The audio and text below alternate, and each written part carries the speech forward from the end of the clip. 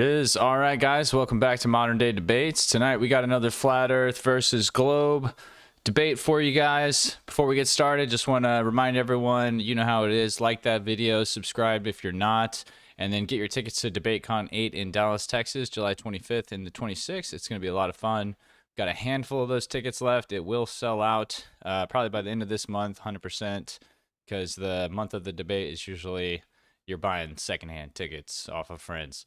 So that being said, we're going to turn it over to Darryl to get it started. We're going to do 5 to 10 minute openings, 60-minute open dialogue, and then 30-minute Q&A. So we're going to start as soon as Darryl starts talking. I believe you have to share your screen, right? And just to remind everyone, this is Darryl Lee Berry Jr. And then we got Q up here representing each of their sides, hopefully to the best of their abilities tonight. Let's do it. Here we go. Darryl, starting your time right now.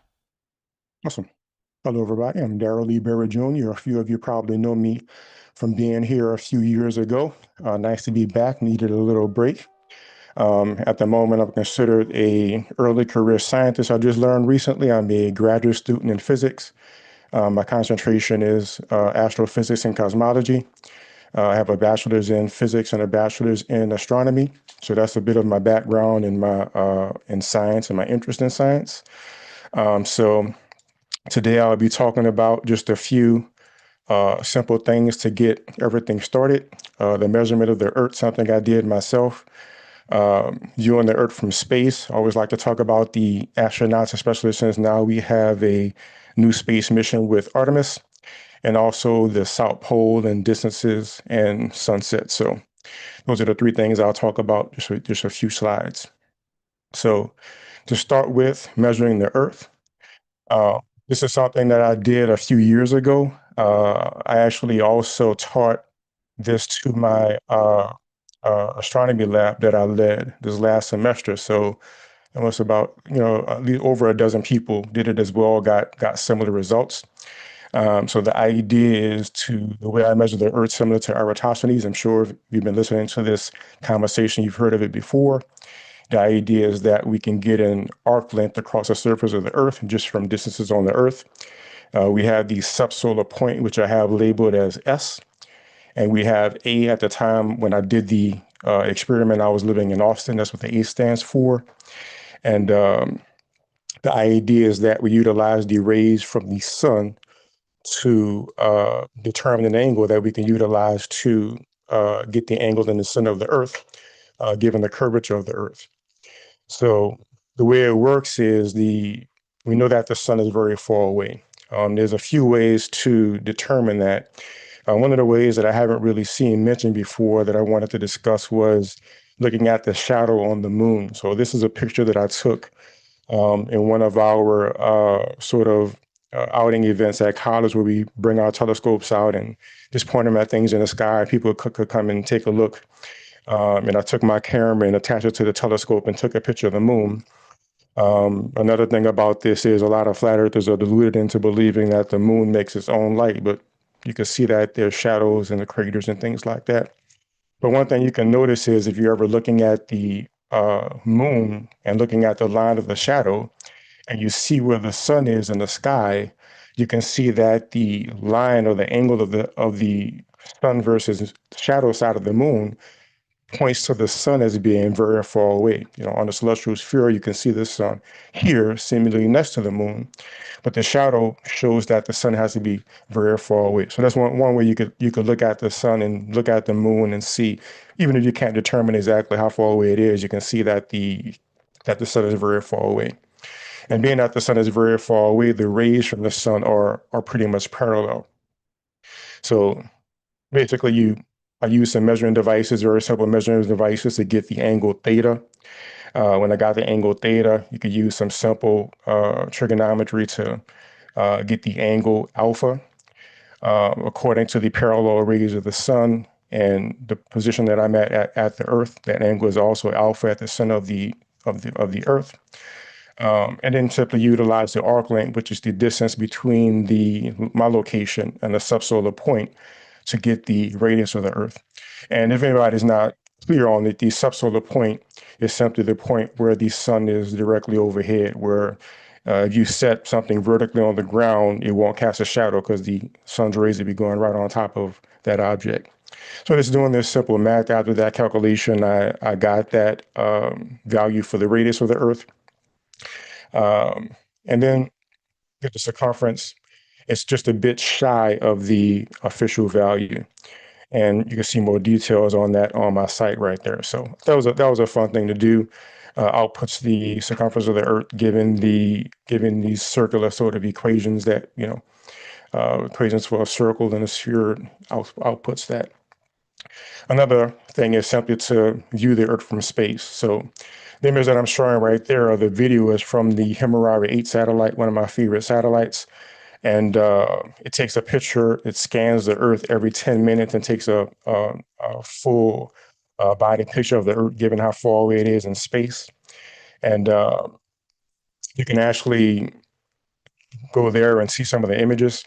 One of the ways you can verify this for yourself is I found this interesting person online who lives on that side of the planet. And what he did was he got several Himmerari pictures and simply looked at his sky where he's at and was able to match his environment that he can see with the pictures from space. And so as an interesting video to watch, it's a link if you want to check it out.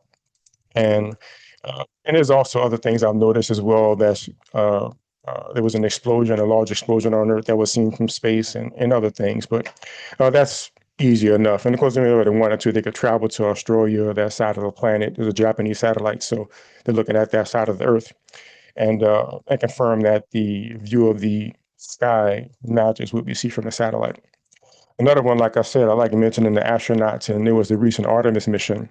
What this guy did after creation, he actually tracked and found and took video and images of Artemis from Earth while it was in space. So I thought that was pretty interesting. I decided not to put the video in for this one, but that's a video you can go ahead and pull up right there. And you can see him actually tracking the Artemis spaceship on his return from Earth.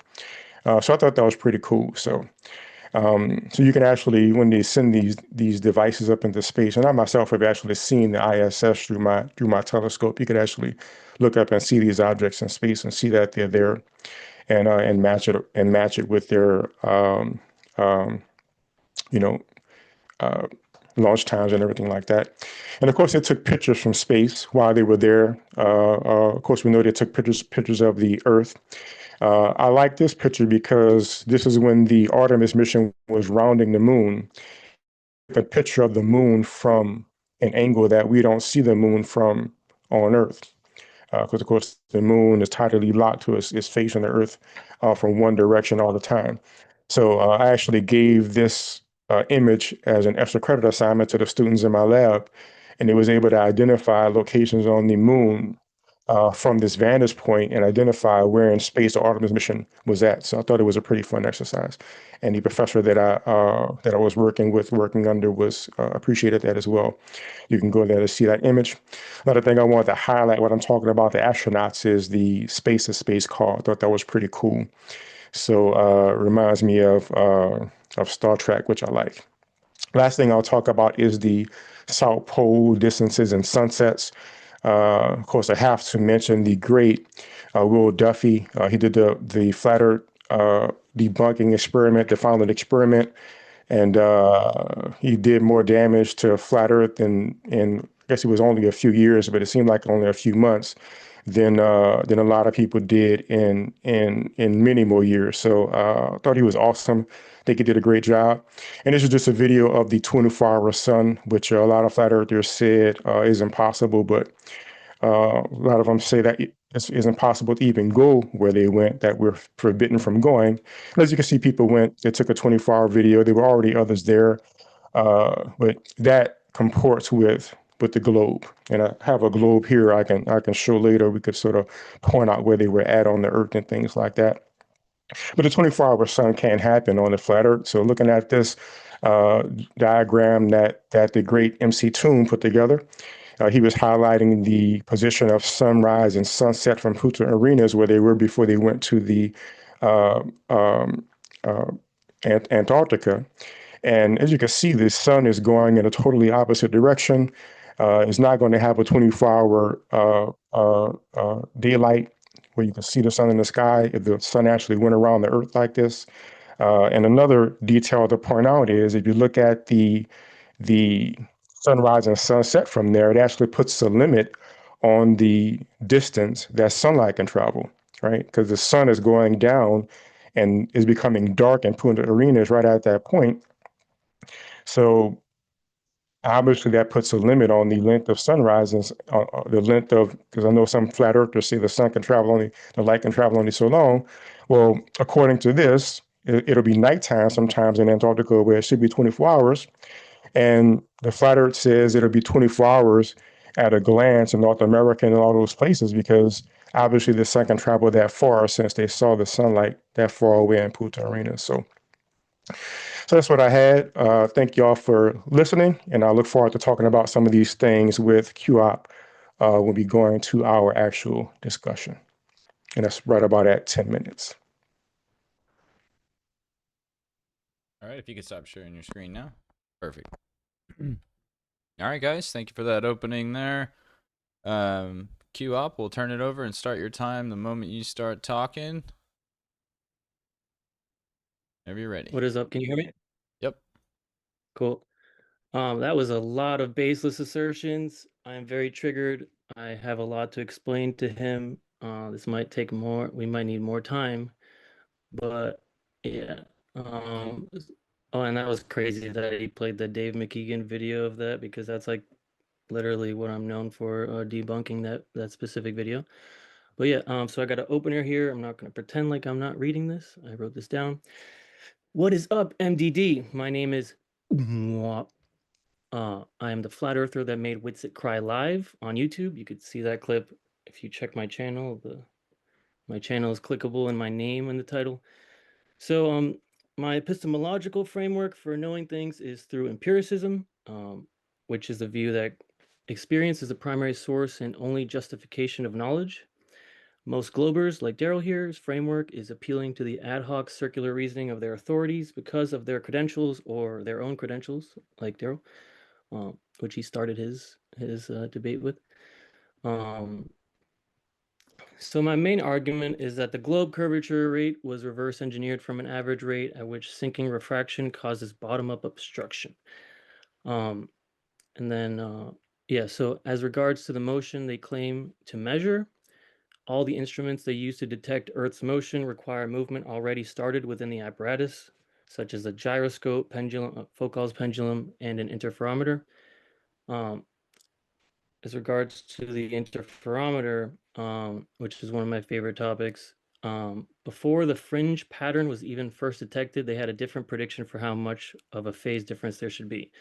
So when they use a ring laser gyro now with an interferometer within it to claim they measure Earth's motion, not only is that laser needing to move in a vortexual motion within it to start with, but the effect measured is only predicted by the globe model after Einstein's ad hoc explanations for why it is less of a shift than there should be in the globe model. Nothing Einstein theorized helped us in any way other than fix the problems the globe model has. Also, fake, they claimed, he helped them figure out how to make nukes. I believe nukes are fake. I don't think you can split an atom. I don't believe atoms are particles. That's a different subject. I am spiraling. Within all the power lines that you have on your street, there are transformers. And within it, there's a little thing that spirals, a little coil. It's used for induction. And that's capturing the vortexual geometry within everything. There's, an apple. Apple is the perfect, this isn't an apple is like the perfect example of the toroidal geometry everywhere. Yeah, so where was I? So within a transformer, you see this vortexual etheric geometry helping to induce electricity. And all these instruments that are shifting due to being put in a spiral motion to start with are doing so because of these motions matching the geometry of the magnetic toroid, allowing the ether to flow more and causing things like compasses to align, pendulums to precess, and interferometers to phase shift within this etheric inertial plane Earth. where depending where you are in the toroid, the vortexual motion of the heavens above cause many phenomena that many flat earthers are trying to rediscover now. So yeah, so that's one of my so that's one of the easiest things to basically prove is that we're not moving. Obviously, measuring the Earth to the extent at which they say the Earth curves, they only do optically, which we get into a debate or explanation to them of how optics works and how they're assuming light to be traveling straight for all these things, unless it doesn't comport with the globe model. But yeah, so measuring the non-motion of the Earth and the etheric motion of the sky is very easy to do. There's so many apparatus that you can do that with, and if you just look up the history of interferometry, which is something I'm kind of obsessed with now, I might make I will make one of my own interferometers at some point. There's like so many. There's within these debates when we talk about Michelson-Morley interferometry, because that's the one that they were looking for Earth's motion and they got a null result. Um, and so I might make a different interferometer than that because that one doesn't incorporate like a. There's a couple that incorporate like a moving liquid alongside the lasers bouncing around the mirrors, which kind of adds its own effect, which they like to. They don't even like understand. They don't incorporate it in any interferometers anymore. It was like an old school one, but it kind of showed that when they were first noticing the aberration of stars, basically having having liquid within the telescope changed uh, what you would see. And there's an interferometer experiment that furthermore proved that, showing that the vortexual motion of water alongside lasers vortexual circuit around this interferometer track caused the basically the expected etheric wave phenomena. So yeah, there's a lot of things that triggered me from your intro. Maybe we can start off by you addressing this question I have, which is what you asserted baselessly is how do you know the sun's light travels parallel?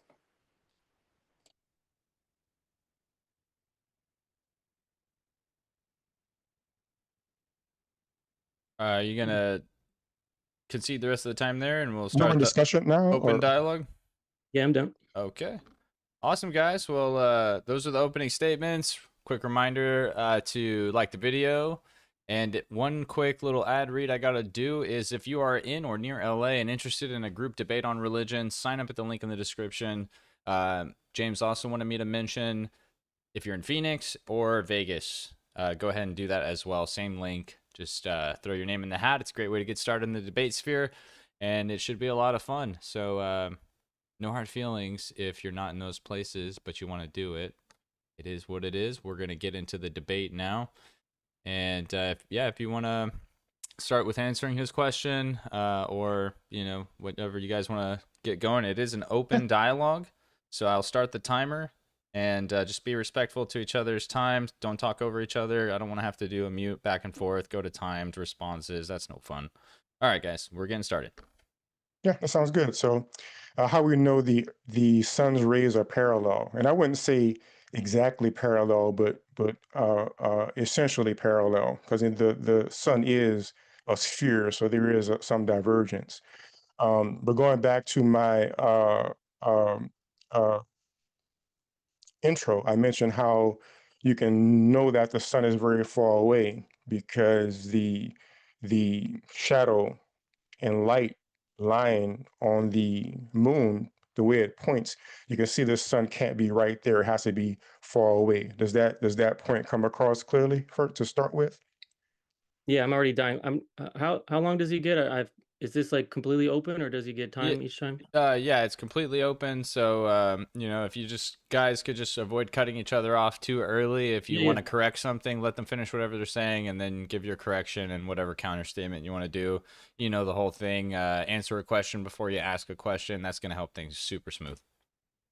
Yeah, so there's a lot. I mean, that's like exactly what I want to hear you say, like, because there's just baseless assertions and circular reasoning. Like, not even like there's a little circular reasoning. Most of what you just said is a baseless assertion. So I'm wondering how you know that the sun's light is traveling straight, because there's many models that can be made that are kinematically equivalent to explain how the shadows on the moon are like they are. So how do you know the sun's light is traveling straight? Like, no, not believe, not this model that they gave me that explains mathematically how the shadows are going to look depending on the distance of the sun, that they tell me, oh, it matches up. So, but that doesn't prove that to you. You have to, I mean, unless you don't understand that there's many theories that can match up with reality, and there's a scientific method used for like testing theories. I don't. So the part of knowing you would need to like do some type of experiment yourself, or have some other kind of like direct experience, but you didn't say how you know the sunlight is traveling straight. All right. So I think the miscommunication we're having right now is I was still in the middle of my explanation, but I was wanting to establish one of the foundations of my point. So that's why I had actually asked you. I pointed out the shadow line on the moon, and I said, "Do you understand? Or are you clear on how I'm saying that means the sun is very far away?" Like I'm still in my explanation, so that's why I didn't really get to the end yet, because I'm trying to build up to the conclusion. So I just want to know, are you clear on what I mean by that tells me that the sun is very far away? Well, it doesn't tell you anything, right? It's just a shadow, right? You understand it. Like, let's pretend you don't believe what you believe, right? And we started figuring out what this reality was, and we looked at the shadows. You understand that there could be many explanations for why the shadows look like that, correct? Can you That's not my experience. What other you can't explanations even are there? grant that? But I was saying, like, imagine there wasn't this whole government system, all these scientific communities, like industries, everything that you believe all set up. We were just like coming out of caveman times. Maybe we took some mushrooms and we looked at the shadows and we're like coming up with theories. There's lots of different ways that shadow could get like that, right? But So I'm asking you to tell me what's like three of those different ways. there's like infinite ways that light can hit that and create a shadow like that.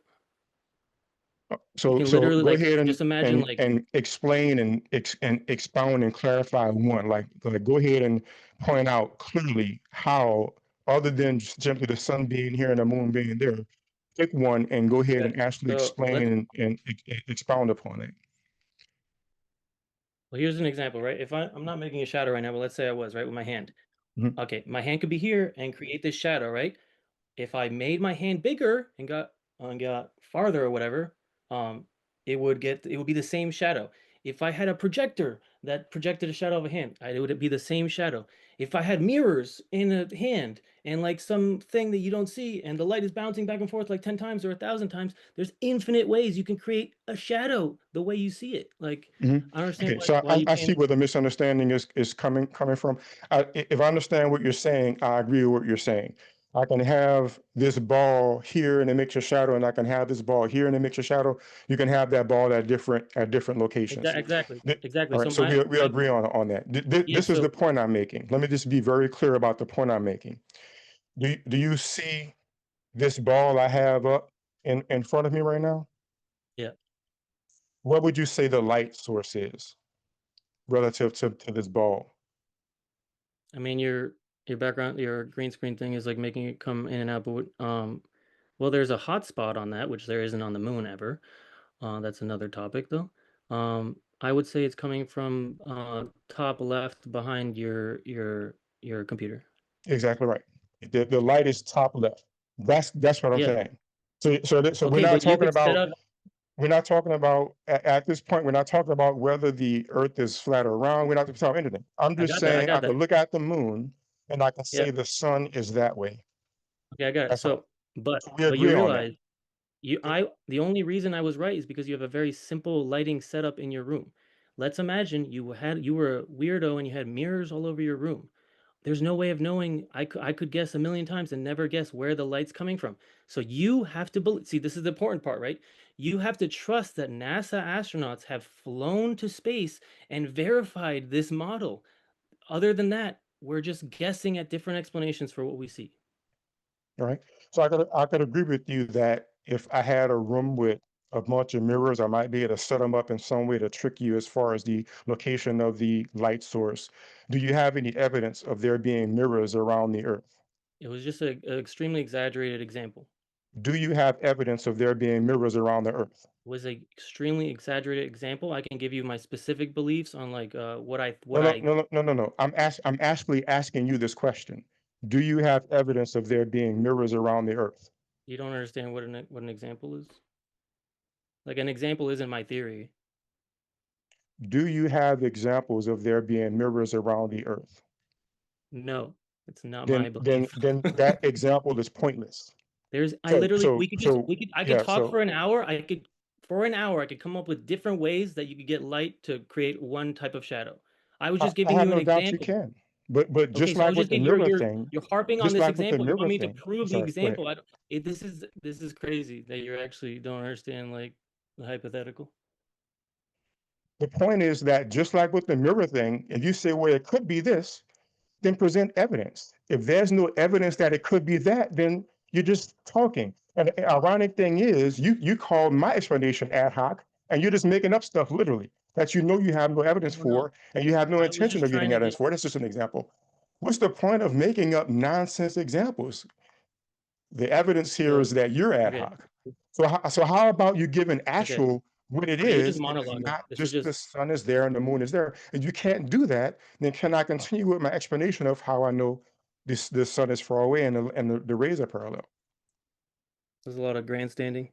But Can I so I mean continue? it's hard to remember what I wanted to say because you just kept talking. But so the I was just trying to get you to kind of like realize that there's different models that can exist that can explain what you see. That's it. My model, um, as far as like what I believe to be causing the shadow, I mean there is some relationship between where the sun is and the part of the moon that's lit. I have no problem with that. But I don't this is not something I know anything about because I've never gone to actually travel anywhere close to where you need to go to see exactly what's going on. And there's no way to actually, unless you're God, you pretty much can't know what the light is doing at all times.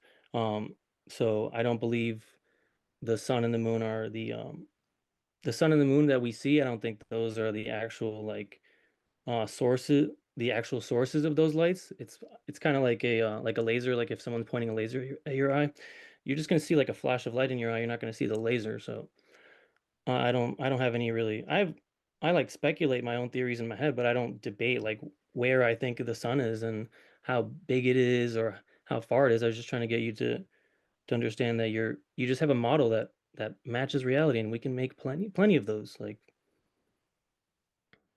So let me ask you this. If you have one model that matches reality, and you have one model that does not match reality, which model do you think would be accurate? there's hundreds. I just said there's hundreds of models we can make that match the reality that we see in the sky. It's very simple. It's um your model doesn't, I mean, see, I'm not even presenting a model. I don't have a model. The model, there's no way to know the entire model unless you're God. Um, so we're just arguing like the Earth curvature not being there and the motion not being there. The entire model of the cosmos is something that I just kind of speculate in my mind and I try to kind of like think of different ways it could be. But there's hundreds of models that have worked. Like Well, how about let me the let model me you ask guys you a use still. question. Um, so I had mentioned earlier about how the final experiment team, they went to Punta Arenas before they went to Antarctica, and I'm sure you understand that there's people that live in like the southern part of South America, and it gets nighttime there. So we know that the sun's light. Like I understand that flat earthers, like one flat earth perspective is that sunlight only travels so far, light only travels so far. So since sunlight can reach Punta Arenas and sunlight can travel that far, how can there not be uh, how is there nighttime in North America ever when the light can travel farther So than that from the sun? So if the sun goes way over this there, is the light can travel Yeah. longer than that. So how does the sun set Yeah. like in I got it. North Yeah. America? I got it. So there's a couple problems here, right? The first problem is that you believe the globe model and that the light's traveling straight and it can only light up these areas, blah blah blah. And then the second problem is you're assuming some flat Earth model. I don't know whose. But there's a lot of them. We're not a organization. Um, so yeah, that's I mean my position as far like there's no problem like with where light hits if the earth is flat. Like there's no geometric obstruction that wouldn't allow light to hit somewhere. So like I said, there could be a different medium. I don't believe they go to space. You understand that? So I believe that there's like different mediums and stuff that cause all kinds of optical phenomena, anomalies, and basically cause you to see. I mean, you see an apparent position even if like there wasn't like crazy etheric, mediums of like superfluids or whatever. Like I theorize, but even just perspective, everything's in apparent position. So this whole drawing straight lines in your globe model only works until it doesn't. Like there's hundreds of examples that we could go through of this light traveling straight for the most part, not comporting with reality at all. You got the Selenilian eclipse. That's the most obvious problem for your model. Um, One of the most obvious problems. You got the equinox. That there's most places that you during the equinox has more than 12 hours of sunlight, more than 12. You shouldn't even have 12 in the globe model because you can never see the sun's half of the entire sun's circle around you, optically in the on from one point on the globe. That's just your field of view is just there's no way you're going to get 12 hours of sun. You get more than 12 hours of sun during the equinox. You get yeah, there's all kinds of examples I could give. All right. So I heard you say that there's no obstruction to the light, or they would be on a flat Earth. I would agree with that. I heard you say that there could be a medium, and you believe or theorize in different mediums that's causing that. Is that right? Do you have any evidence of this at all? Have you? Because I heard you say yourself you can't go everywhere, so it sounds like you haven't gone there to find that out. So I heard you say you believe that. So is your position on flat Earth like a religious belief? Is it just No, like you something you didn't. believe, you don't think it's reality? No, I'm pretty sure I didn't even say I believe anything. I'm pretty sure I just said I theorize lots of different things. So I don't know why you're holding me to any one of my examples I keep giving.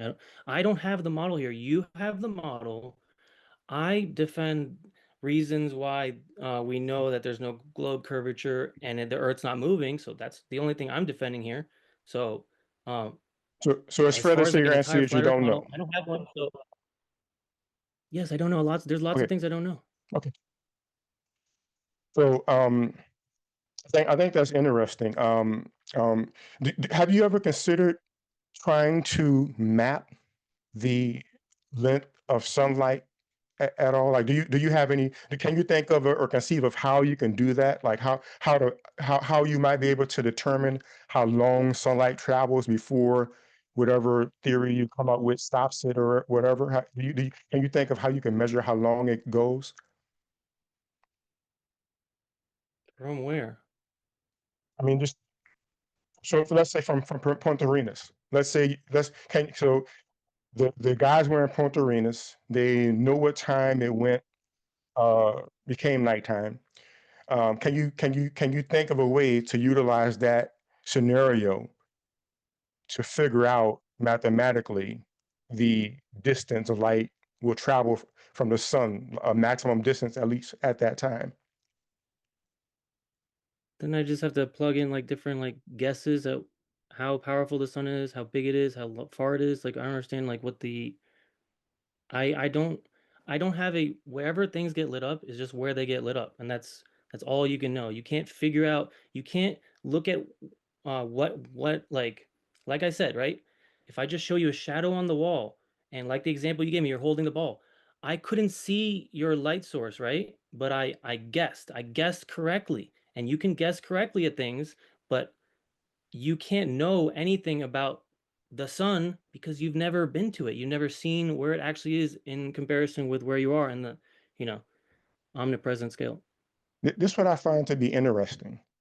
You said my um, conclusions or positions was ad hoc and just appealing to my authority.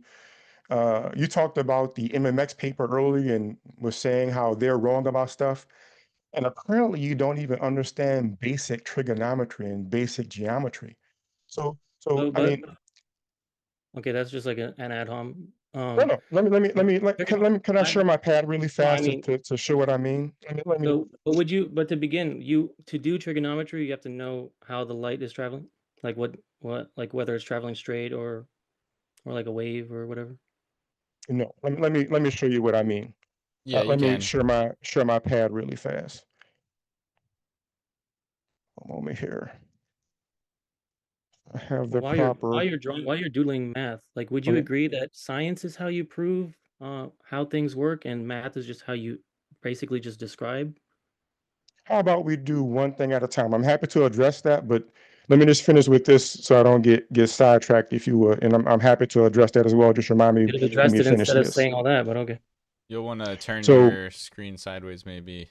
Um, oh, I don't sorry. know if it Hold on. matters on your end. Okay, cool. It does correct Does it. this help? Yeah, I just wasn't sure if it was gonna flip sideways when you did Like, that or not. so, so we have this. Like, do you, um, like, well, we already discussed that you can't even think of how to do this. So, I mean, I won't I waste didn't. I time didn't. asking you I, when you're already it's just like at went off the least like rails. we're at But least like I'll just show you we're like two ways seven. to We're do. seven. You're not letting me talk, dude. We're like seven straw mans deep already. Like it's ridiculous. And you're literally showing me a model that I told you I don't have. So you're gonna draw straight lines. You're gonna pick the size of the sun, the distance of the sun over a flat Earth. You're gonna assume the map is correct. And then you're gonna draw straight lines from the sun because sunlight can only travel straight. It's like I said I don't have a model. I said I definitely don't think the sunlight's traveling straight. And now we're gonna do a trigonometry diagram of all your strawmans and assumptions that I said I didn't have, but okay. So it's quite interesting. Again, you believe you have the wherewithal to comment on interferometry and how these devices work and you know, all of these different things, and you don't understand that basic trigonometry applies to this situation. Is sad. Let me go ahead and just show what I'm talking about here. It was And again, I was going was to just two ad ask you that what was you just think like two about these ad things, homs, but and it's now true you're you gonna don't keep know. going. It's as simple as it is. So the gang, the TFE gang, they were in Punta Arenas, right? And it became sunset at that point, right? When it became sunset, the sun was somewhere, and I call this the subsolar point, right? Which is just the point there's somewhere on Earth where people can look straight up and see that the sun is straight there. And everybody, I think everybody can see my page here. So all I have to do is take, and again, it's not talking about how light travels and all of this stuff. It's just the point that it got sunlight here when the sun was there over that part. You can simply make a triangle here, right? I could find out how far Punta Arenas is from the North Pole. I could find out how far the subsolar point is away from the North Pole. That's just area on the ground.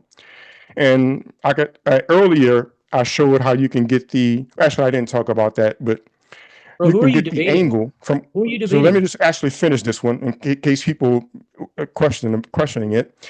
You can actually get the angle of the sun in the sky here, and you can simply do the x squared plus y squared equals r squared, and you can get the distance that light can travel from the sun. Another way you can do it, if you're saying, well, this Hey, angle, I mean, he Yeah, just has like another presentation time or something. uh, it's not another way you necessarily a can do it, presentation, just proving a point. But I do yeah, want to say I don't want it to go on too long here. He's proving he's not 30 more understanding what I seconds, said. 30 more He's not listening seconds. to me. Who are you debating, Another dude? way you can do it is just simply get the angle from Another Punta way you can Arenas do of a the sun in straw the man. sky and calculate it Listen here, that dude. way. So People, it's a sign of autism. I looked it up. It's a sign of autism, a possible you being on the spectrum if you don't hear while you're talking. So This guy's not listening to me, dude. I don't know who he's debating. I said I don't think the light is traveling straight from the sun. Trig, triangle, the sunlight you're claiming on the flat Earth is traveling straight. I said no, I don't believe that. Let me ask you something. Let me ask you something. Does it become nighttime at a certain time where you live? Oh my God, bro, what kind of like? Does it Okay, you know become what? You got me, nighttime? dude. It becomes nighttime, dude. It The becomes Earth can't nighttime. be flat because the So sun would have so to so hit the that means whole at Earth a at the same certain time. point in time, whether the light, You're according just to you, assuming how the if the sun should light, work. so that means that at a certain point in time, whether you theorize that the light is curving around in a circle or going in a loop, no matter what you say the light is doing, right? At a certain point in time, it gets night where you are, so the light is not hitting you anymore. And you can find out how long across the earth it goes from where the sun is, a solar point, to where you are, period. The fact that you have to start appealing to it could be this and could be that, this shows is just sad, man.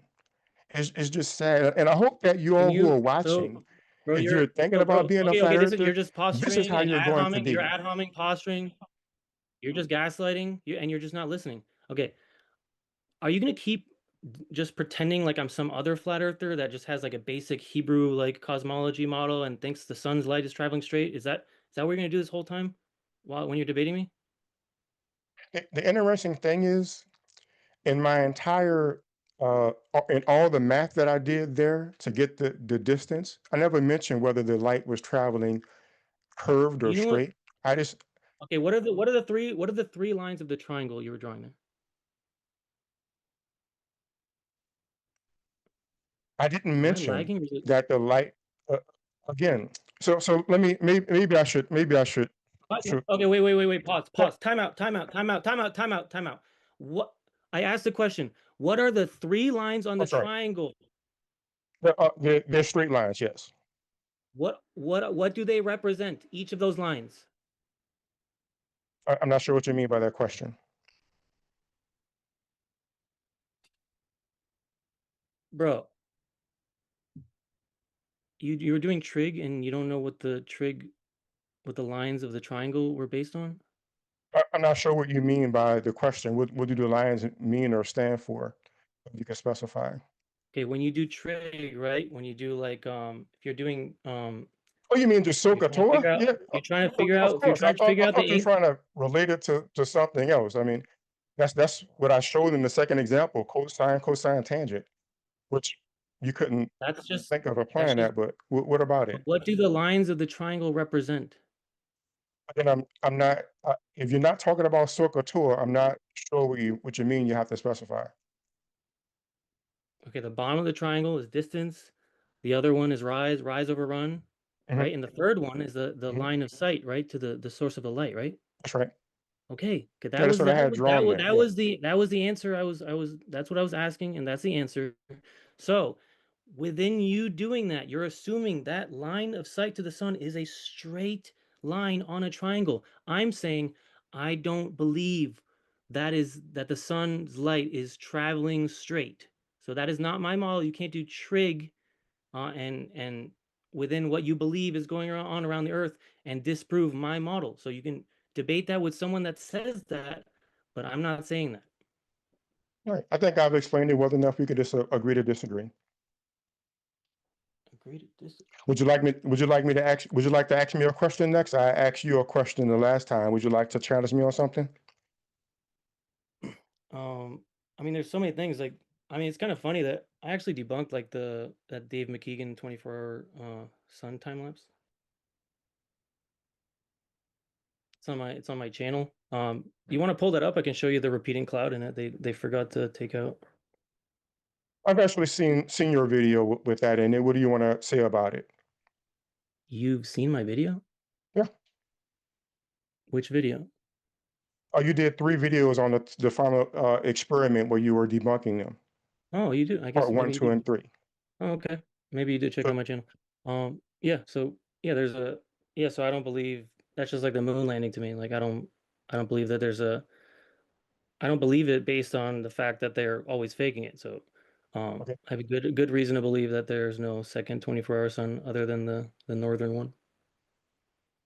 So my understanding is you're saying the artifacts you've seen in the videos from the TFE is to you evidence that there's no 24-hour sun? Well, you heard if you watch my video, you heard that they admittedly admit that they're using that they left a green screen, a chroma key setting on their cameras, right? Yes, I'm familiar with the scenario where Will Duffy, if I recall, left the chroma key on and somebody had like a TFE logo on their shirt. He was wearing a blue shirt or a green shirt. Look, it was a while ago, but yes, I'm familiar with, if that's what you're talking about, I'm familiar with it. Yeah, so I mean, I've in my videos I show all the examples of that, and then um, it's basically replacing the chroma keys, replacing everything blue on everybody because it's set to blue because the sky is blue, and that's what they're replacing with a different sky or a compilation of videos of the sun circling that area. That sounds nice, but I mean, I'm not an expert on analyzing artifacts and videos. And far as I'm aware, and correct me if I'm wrong, you're not an expert at analyzing artifacts and videos. And my point is, um, so I mentioned the experiment I did where I measured the size of the Earth, and that comports with the findings in because if you have a globe, right, and you know it it spins to And make daylight and nighttime, that comports with a 24-hour sun being in the South Pole, right? If you could see that, right? So, and then when I do my own measurement of the globe and I output the same radius, I output the same uh, uh, circumference, and so on and so forth, these evidences compile to evidence there being a globe. So I don't think, from my perspective, just pointing out artifacts in a video changes the physical world, things that we observe, and the calculations that we make. okay, Um, okay, pause. I think is that good? I think that's good. yeah, That's like a lot of straw mans. I didn't remember. I mean, are you listening? I didn't say that TFE being fake proves the Earth is flat. I didn't say that.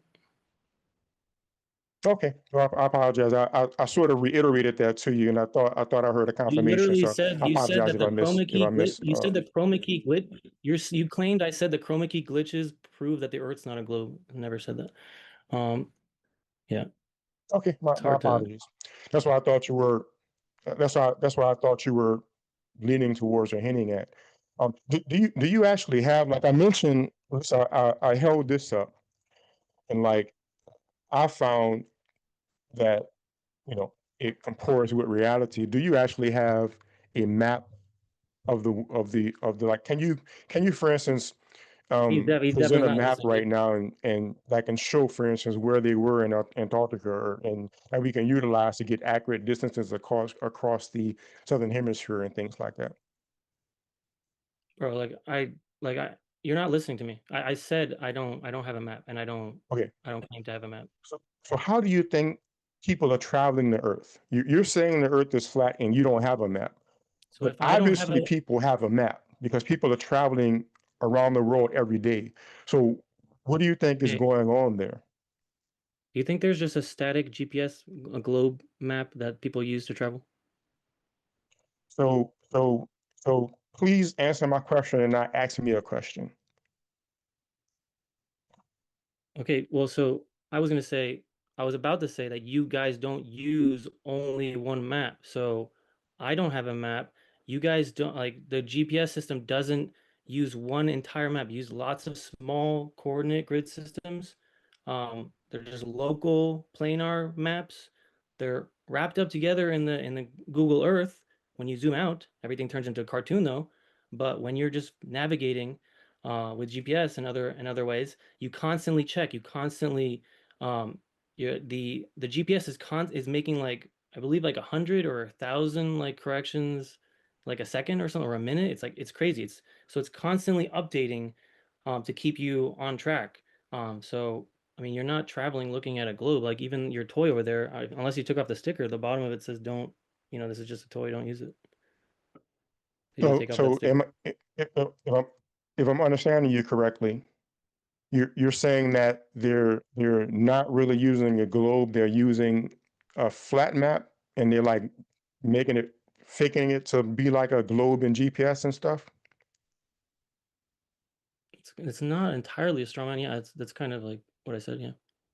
Okay. Okay. So what is your evidence of this? Evidence that the GPS is constantly recalculating and No, making no, corrections. evidence that they're actually using a flat map. Like they actually have a map of the earth that's flat and they're faking it into being a globe, There's and no that's how curve. we're able to get around because it really is flat. You ever travel using GPS and you're seeing curvature in the map you're looking at? Please answer the question and don't ask me a question. My question, my question's like answering, bro. It's hard to talk to you. What was your question? Because my question addressed it, but whatever. What was your question? You confirm that you said the earth is really flat. They're really using a flat map, but they're faking it into being like a globe in GPS and stuff. So I'm asking for your evidence of that. But you don't use the globe when you use your GPS, right? Only when you go So on is it Google fair to Earth. say you have no evidence of that? Bro, you're interrupting and not listening. And so okay, Because you again, keep asking me a question. I don't want you to ask me a question. I want you to answer my question. we're getting a little moody. Okay, so when you use your phone GPS, there's no globe, right? It's just a flat map. Now, when you zoom out on Google Earth, it turns into a ball, but no one navigates using that. That ball that you got, no one navigates with that. It's actually easier to navigate with the Mercator map, because it preserves like the directions. Um, but yeah, so no one's using a globe to navigate. I don't know why. So it's just a Okay, so toy. I understand your evidence is declaring it so. Okay, I got it. So I got it. Yeah. Um, do you want to ask me something next, or Um, what were you saying about interferometry? I think I was just pointing do out you do, that you do you mentioned it, but apparently don't understand even how do just you basic geometry and yeah, I trigonometry know. Oh, applies that's to this you. situation. Yeah, you already So, said that. mhm, You already said that's just an ad hom. That's just saying I just don't understand. okay. You said that before. So do you agree like what I said in my intro about how all these ways that you guys measure for Earth's motion require the instrument to already be moving in a vortexual motion? I mean, I can't really say I've investigated. I mean, I'm of course familiar with those arguments, but Are I can't you really speak to how are you familiar? gyroscopes Okay, works. I don't think I could effectively answer that. okay, so you don't know how gyroscopes need to be spun. Um, uh, do you know how interferometry or the Foucault's pendulum works? And by the way, when you were talking about gyroscopes, I thought you were talking about the sort of interferometer type one. Familiar in general with how interferometry The works. the it's loud as fuck. So the ring laser gyro has interferometry within it. Most gyroscopes don't have interferometers within them. The ring laser gyro is literally just like I don't even know what it looks like, but within it is a ring laser laser ring set up like an interferometer. So it's really not a gyroscope; it's just an interferometer, and they claim and you can use that to to basically you can use it like a gyro because like I said in my intro. Um, but so I mean, do you agree like with what I said? A Foucault's pendulum needs to be, you need to start it, right? You need to swing it back and forth. It needs to be in motion first. You can't just leave a Foucault's pendulum hanging and it's not going to slowly process like and nudge to the side, even though it should. Just like if you hang a pendulum in a car and you turn, it's going to move. If you're turning in a car, you don't need to start a pendulum swinging so you could see it process and be like, oh, I'm turning my car. No, with everything for how they measure Earth's motion, the thing itself always has to be moving. And it always has to Interesting. be moving in a vort and it has to be moving in a vortexual motion. And like I said, transformers induction is induced. The electromagnetic field is induced by making a spiral. So this spiral geometry is everywhere, and they're just basically repackaging the ether physics that they knew because they're hoarding the electricity, understanding and selling you a globe lie, and you guys don't know how to generate electricity. So how much force should be on that pendulum? Given that the Earth is a globe and is spinning, how they say, how much force would be on that pendulum, moving that pendulum, and how did you or how would you calculate The that? Well, the amount the pendulum is processing, that little precession like difference between each swing, that's the amount that the pendulum should just be kind of like shifting to the side and not be plumb due to Earth's motion. But it's not. When you have to start swinging it. And for the most part, it needs to be a conductive material. Some people have said that they do Foucault's pendulum with plastic, which I've said that might affect that even working. People have said that they've done it. I've never seen it. I just, either way, the thing needs to be moving. All right. So I heard you say, like you said again just now, that it has to be moving every way how they calculate it with the movement of the Earth. My question is, how much force will be moving that thing or should be moving it, and how do you calculate that? For the globe model? Um, um, yes, I guess you could say with the globe model, because you said how they do it, it should already be moving. How every way how you calculate it with the movement of the Earth. So how much force, if the Earth, according to you, is flat, so if the Earth was a globe, it would already be moving. How much force would be moving that thing, and how do you calculate that?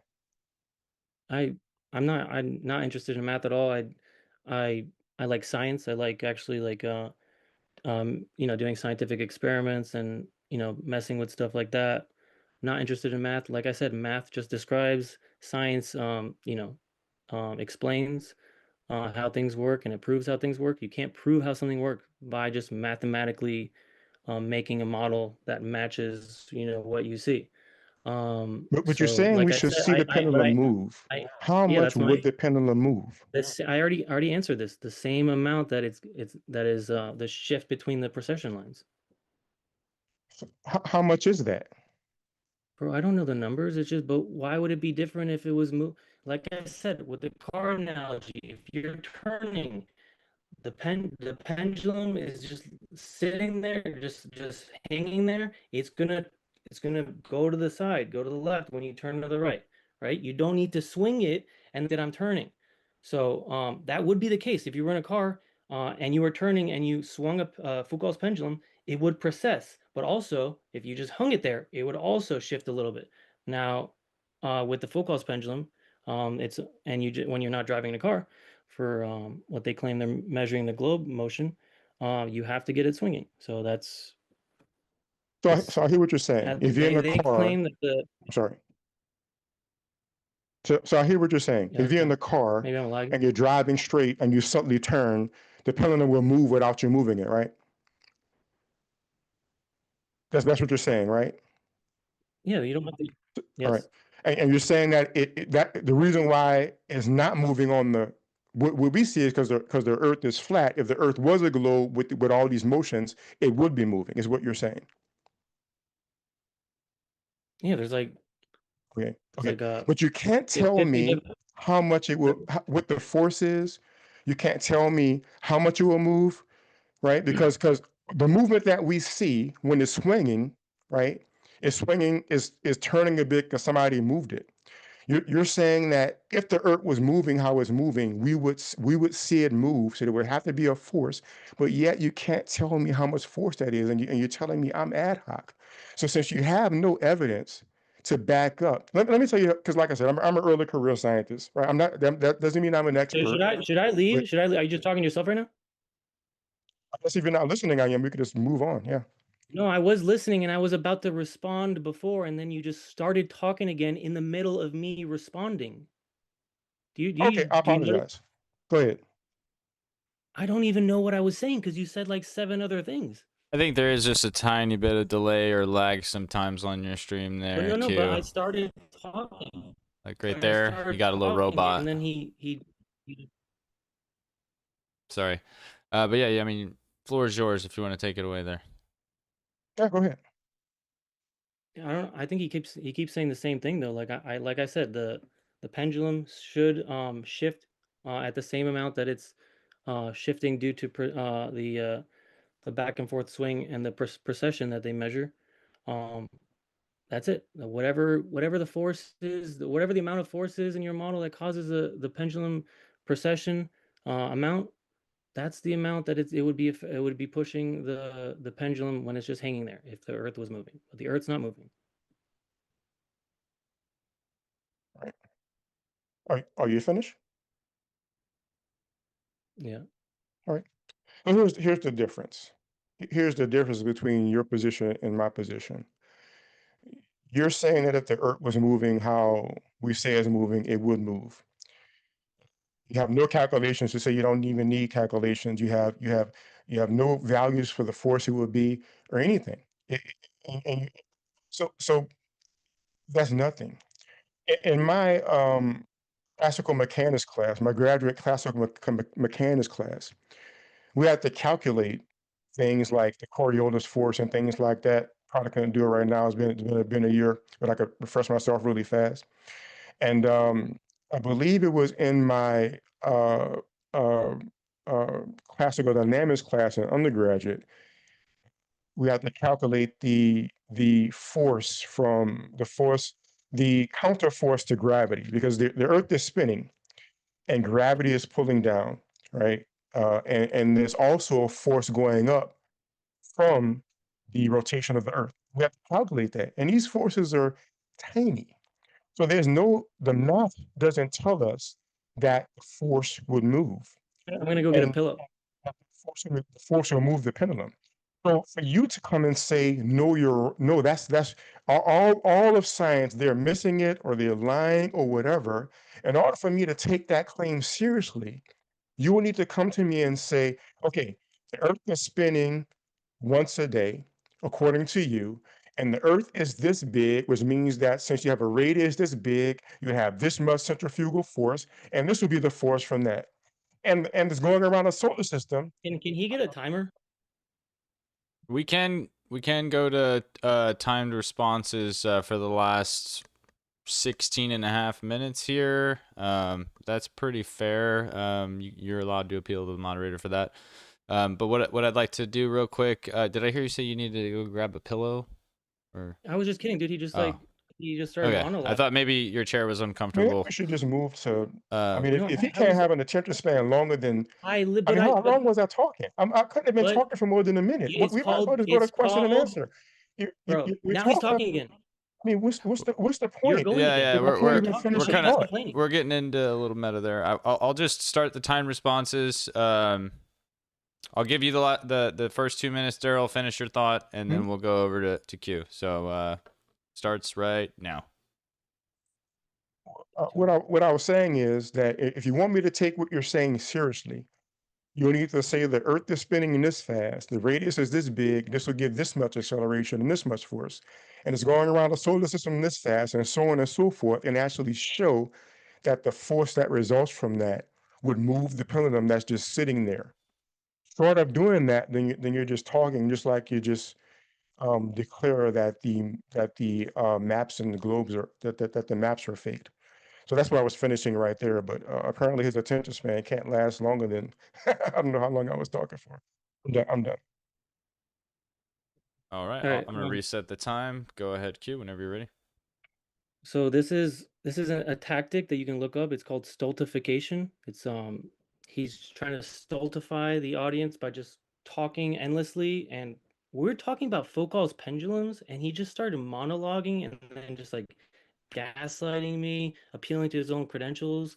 I I had it I had to keep like remember trying to remember what I was going to ask him within the topic we were talking. This is ridiculous. I just have a question for him. Do you believe that the globe moving should not cause a pendulum that's just hanging there to move at all? He's not gonna. You're muted, Darryl.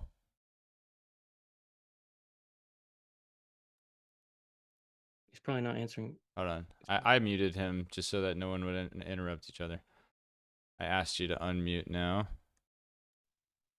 Yeah. There we go. All right. Starting your time now. Pendulum, there's nothing in my understanding that says that the movement of the Earth will cause the pendulum to just start start moving. No. If I'm wrong about that, again, show the calculations. I'm not saying I'm all knowing, but just you saying it is not going to convince me. So, Um, yeah, you are wrong about that. You're strawmanning your own model. They claim that there's a tiny, nudge being caused on the pendulum when it's just hanging there. So I don't need to give you math for your globe model. You're just strawmanning your own globe model. all right, and let me know when he's finished. You done, Q? All right, go ahead, Darryl. I don't know if you recall, I had mentioned how in one of my classes we calculated the counter force to gravity, which is the upward force from the spin of the Earth. So I'm very much aware that there's an upward force on the pendulum. That's different from saying that the pendulum should just start moving um, from hanging there. I mean, unless we're talking past each other, uh, you need to actually evidence what you're saying. Okay, well, I mean, that's a straw man to the globe model. They claim that there is, an effect on the pendulum just hanging there. You just can't detect it. But they claim that they can detect it with certain instruments. That's you I have could be to wrong. you have to trust them. But the main thing I asked before, you didn't answer. So do you do you understand now that so now you're saying that the pendulum needs to be swinging. So that's what I'm saying is that all these instruments need to be moving to detect this supposed earth motion. All right, Darryl. Oh yes, my understanding is that the uh, uh, when a Foucault pendulum is swinging, my understanding is basically that the Earth swings, the Earth moves under it in essence. And I'm not an expert at that. I can't say I looked at that in detail, but of course I'm familiar with it. So my understanding is that the pendulum starts to swing, and the Earth is continuing to rotate. But the pendulum sort of enters its own reference frame and is left behind by the spinning of the Earth, which we see as a counter rotation. That's the understanding of the scenario. So I mean, even my understanding of how, in particular, the Foucault pendulum works is not matching what you're saying, and so again, if you could just show whatever calculations or whatever, then that's fine. But what you're saying does not match with my understanding and what I found. Uh, bro, keep asking me to show calculations. Like, um, you're like blowing my mind. This is actually a little bit funny. Um, so what was I gonna say? So what about what about the pendulum swinging would cause the precession to start happening? Like you said, the Earth's moving underneath the pendulum like stand, so the pendulum like it's precessing because it's in a different reference frame. I understand that that's part of the globe model. Um, what about the pendulum swinging would cause it to precess versus it just hanging there? Those two reference frames are still separate. The Earth is still moving. When the pendulum is just hanging there freely, it should move to the side like it is during when it's processing. Okay. So again, I can. I'm sorry. I thought he was asking me a question. You're done, Q? Yeah, he's muted. Go ahead. Oh, okay. So again, I haven't looked at the into the pendulum specifically in detail myself, but I can give you my understanding of how physics works in this scenario. So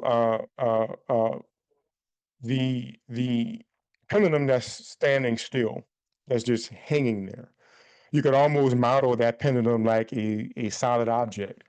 The Earth spins, and the building is moving with the earth, and the ceiling is moving with the building, and the ceiling is pulling the pendulum along, and it's all going very slowly. I don't see any reason in there why a pendulum that's just hanging there should start processing like when it's hanging, right? But what's going on is when you start to swing that pendulum, it enters a reference frame where it's swinging in this direction.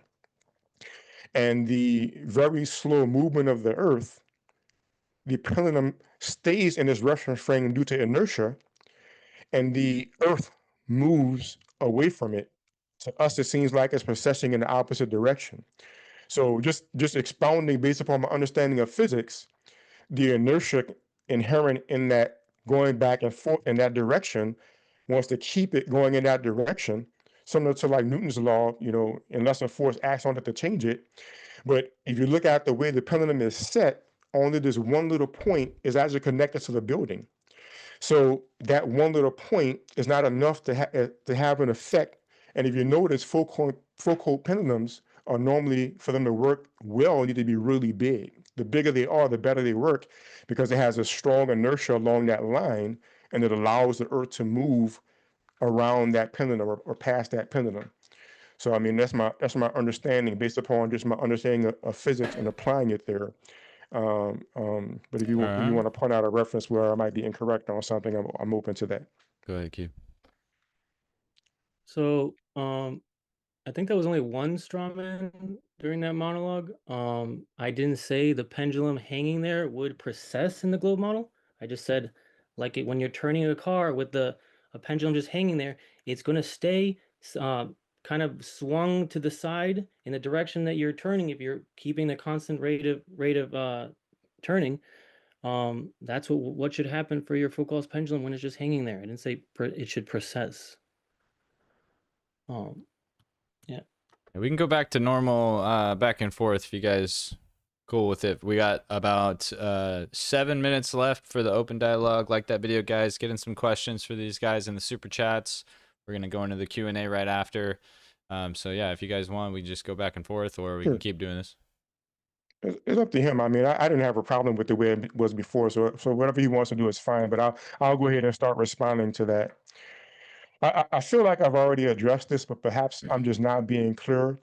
Like I mentioned how there's the upward force from the rotation of the Earth.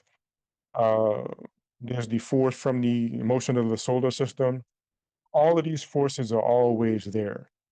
It's a matter of, do those forces, are they large enough to counteract the larger force of the actual mass of the Earth pulling down on these things? So again, I've never said that there's no force from the motion of. It's just a matter of the acceleration from the spin of the Earth. Is that enough to move a pendulum more than gravity is moving it? So it's a matter of taking the, basically physics works on the net force. So all the forces that's acting on the body, the net force is what causes the motion that we see. Bro, So this is a debate. You're not like teaching a class right now, dude. then why don't ask me a question if you don't want me to explain? Why don't we just go to question and answer, man? This is just becoming a waste of time. So you're gonna whine over my turn? Why would you ask me a question and then when I explain, you say it's not clear? What is going on? We just go to question and answer. This is just, I mean, why? Bro, I was Seriously. about to try to monologue too, because apparently we're just going back and forth monologuing. Then let's go to question and answer. We just now you're going back and now you're forth. just Then let's whining? just end this thing Are and you go to rage question quitting? and answer. And maybe the Is people rage in the quit? audience will have questions that they want to I'm hit the counting answer to. I'll take the rage quit. Easier for me. Alrighty. Did you guys want to do like a 2 to 3 minute closing statement each and fill up the last bit of the time? Yeah, sure. Okay. Yeah, sure. I had something Well, so since Darryl is the affirmative on the globe position, he'll go first, and then QOP gets the last word on that. Whenever you're ready, Darryl. Well, yeah, you want me to go first? I thought you were saying he was going to go first. I'm sorry. No, well. So yes, I hope so. So I'm doing my closing right now, right? Yeah, you're on the left side. That's usually where we put the I would say affirmative on the globe is the Okay, sounds good. Position. So hopefully everybody enjoyed. I think for my opening, I presented the evidence of my own measurements and calculations for the size of the Earth. I presented some images from space that was confirmed by somebody on the surface. I presented somebody observing and recording the Artemis craft from space from which they took pictures of the Earth. And for my last slide, I presented the 24-hour sun, as well as looking at given that the sun sets and it becomes nighttime and put the arenas at a certain point, we can get some idea of how far daytime and nighttime is across the ground. And we can see that it will still be daytime in America and so on and so forth. Philop gave theories and things that time and again he had no evidence for. So I think it's clear who won the debate if you're talking about evidence and supporting opposition. And keep in mind, if you're a flat earther, you sound like him. If you're thinking about being a flat earther, it's just baseless assertions that, while calling the other side ad hoc, is amazing. So, I enjoy public speaking, so it's always more to come. And I believe MC Toon will have an after party going on, so be sure to check that out. And I'll join them there, and we'll talk about this some more. So, and you can find me at www.darrylebegr.com. All right. Go ahead, cue up. Yeah, that was actually funny, him saying that I'm the one making baseless assertions. I literally just steelman his model. I have a couple positions I was defending today. None of them have been refuted. He kind of made my point. He kind of wrote my what I wanted to say now just by what he said at the end there, that basically the only two things we're only measuring two things, right? Gravity. Well, we're measuring lots of things, but um the main see for me, everything is an etheric. The etheric force is causing all these things, the compass, magnetism, the movement of the cosmos. So for me, that's all one force. But in what he's claiming is that there's only basically a very strong gravity force, and then there's a weaker Earth spin. But the problem is, and that's fine for me, right? Because that proves what I think, that there's these strongest forces um, are just etheric. But within his model, there's not just two forces, um, and the spin of the Earth is one of the slowest of all the motions within their model. The heliocentric model has like the galaxy moving 1.2 million miles an hour. The sun's moving like what I forget, like half a million miles an hour. The Earth is moving like 66,000 miles an hour around the sun, and then the Earth is spinning at the equator like 1,000 miles per hour, which you can't feel. If you drive 1,000 miles per hour in a car and you turn at the rate of the globe curvature, which is what would happen if you were standing on the equator on a globe, that's how much you would drop. Um, it's quite a steep turn if you actually do the math. Um, in the globe model, though, you got way more than that. You got the axial tilt, you got the axial precession, you got an Earth Moon barycentric motion. Um, there's just so much stuff going on, and all they see is a little basically, you know, um, fringe shift, which is what it's called in interferometry, or precession within Foucault's pendulum.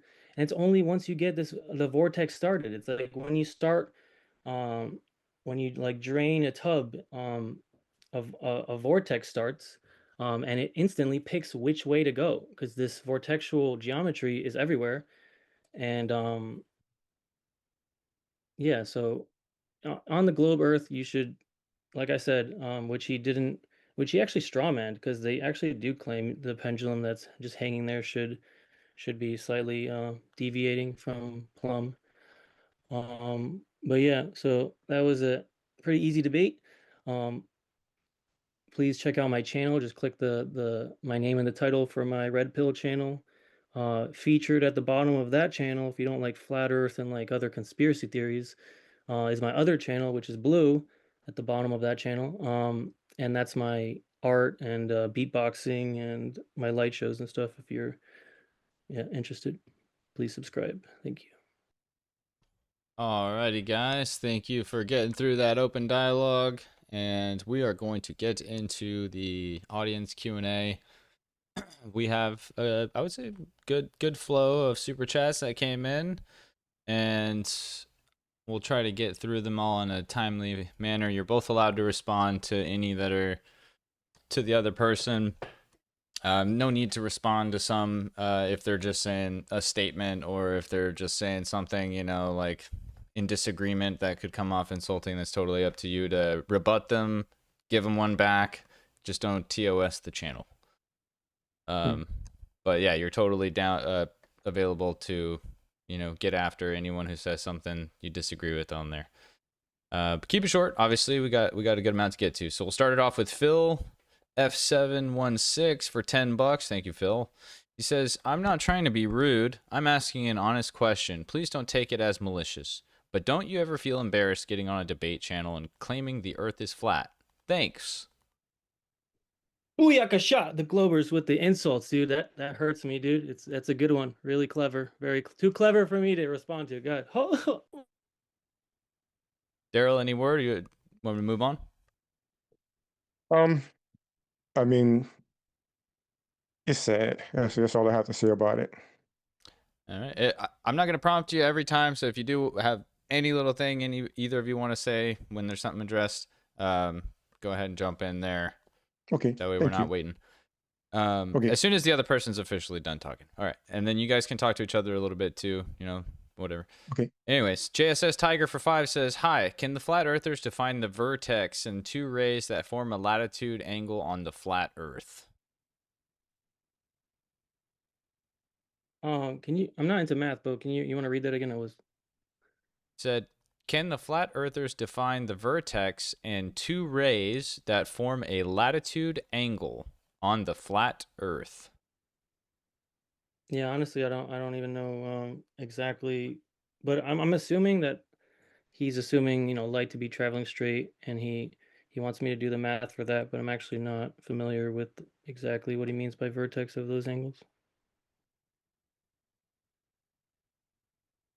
All right, no comment from me.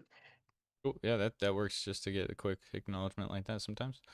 All right, so next one up is LJ69 for $2. He says, Darryl, why is your background CGI instead of a vid? Why do I get that every time? Right, actually, and I do actually have an answer why it is the background it is. Some of my research, I research supernovas. I'm going to be utilizing what's called the expanded photosphere method to get distance calculations for helping resolve the Hubble constant. And so the background that I had, if I have the one I think I have on, reminds me of an exploding star. Or if that's the one I have on, maybe I moved it. I might have changed it to the one on the Earth. Did I change it to the one? I don't remember. No, that's yeah, I have the supernova one. So that's why I have that one. It reminds me of a supernova, and that's some of my research. All right. Next is IC Spin for 2. He says, for LJ, how does a helicopter levitate in place? LJ? Oh, was that Does the previous he mean commenter? me? The previous commenter was LJ ... 69. So Oh, he's actually he said, oh, okay.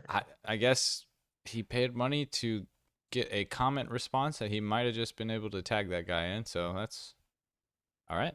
Anyways, LJ then sends $2. It says, at what height does the vacuum of space start at? I thought he was going to be responding. Let's get a comment section going in the super chats. That's nice. Is that a question for me? I would assume, Okay, yeah, but yeah. either could answer. I'm not sure off the top of my head. I don't really know off the top of my head, but you could look that up. I don't know. What is it? Armin line? 100 miles. I don't even know. I don't even top of my head. I probably should. It's something you could look up.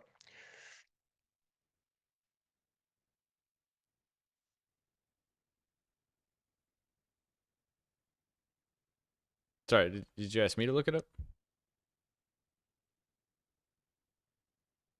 No, no, no. I was talking to Oh. the person who asked the question. Got it. I don't know Got it. the Got number off it. the top of my head, but it's something you can like Google, Okay. find that out.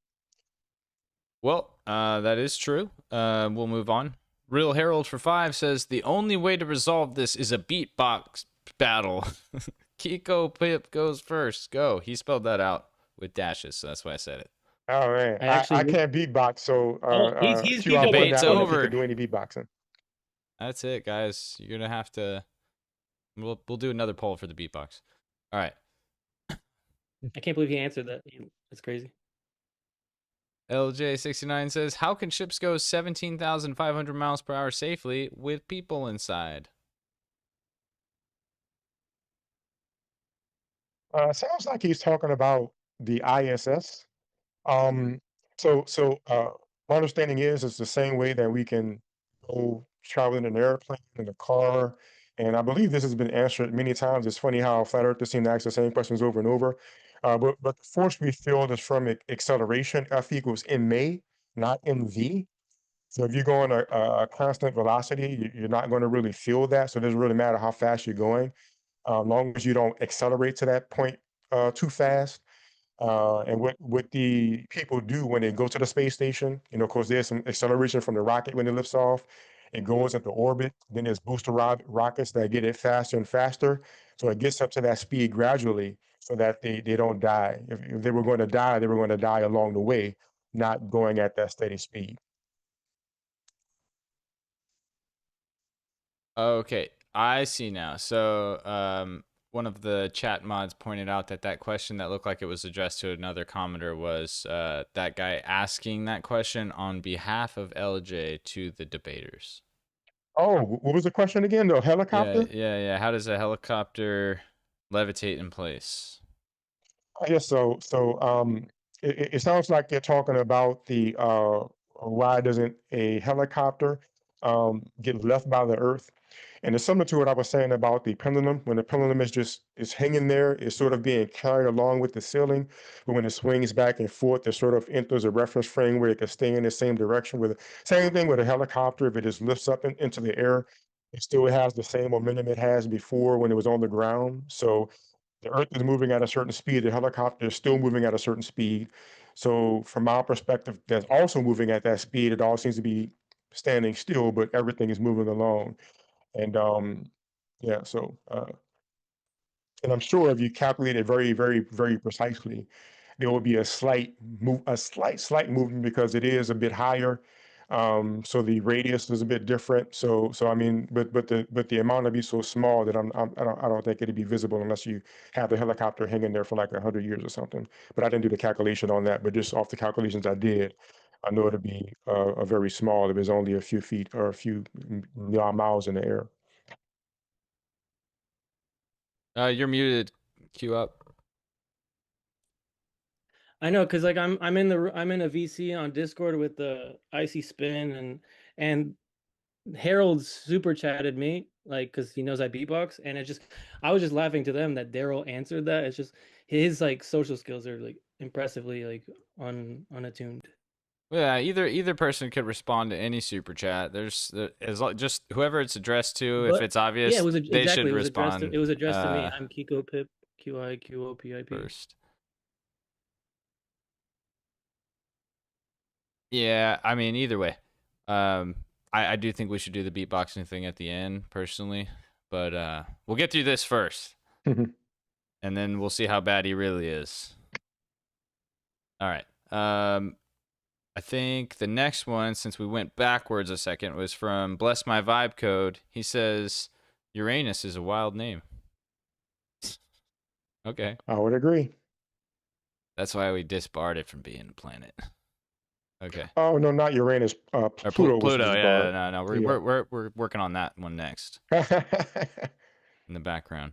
All right, Jack Feder for 2. QOP is just a Timu Witsit. Bro, stay in school. I don't think I've ever really watched this Witsit guy. There's some lore here that I'm not aware of. You're muted again, bro. Yeah, check my channel. I'm like I basically expulsed expulsed Witsit from the flat earth community. recently I made him cry on McToon's live stream. That'll be in one of my next videos. Um, I exposed Vapegate and all his lies during TFE, and it's been a lot of fun. All right, we got Even Lord, big supporter of the channel. Appreciate you, sir.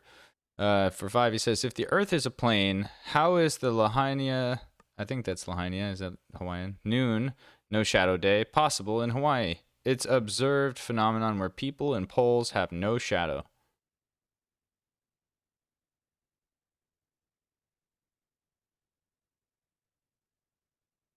I believe that one's for Q. I believe it was.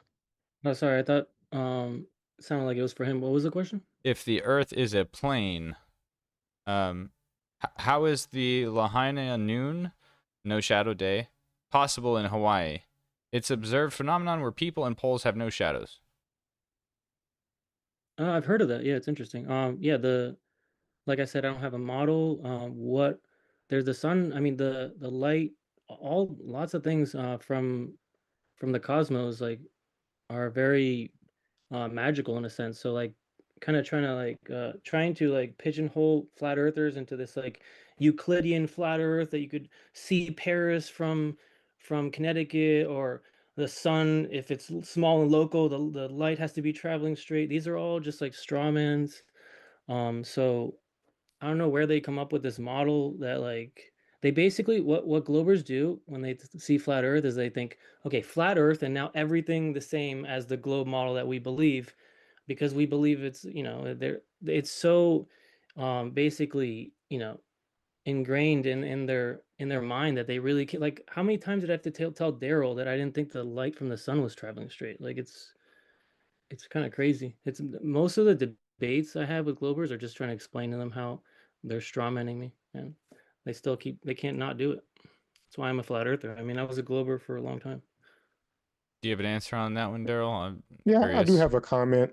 I think I say it time and time again, but it seems like there's a barrier in his mind that won't let me hear it. I pointed out that whether the light is looping or not, at a certain point it becomes nighttime at a certain location, and that's all we need to get an idea of how far the light travels.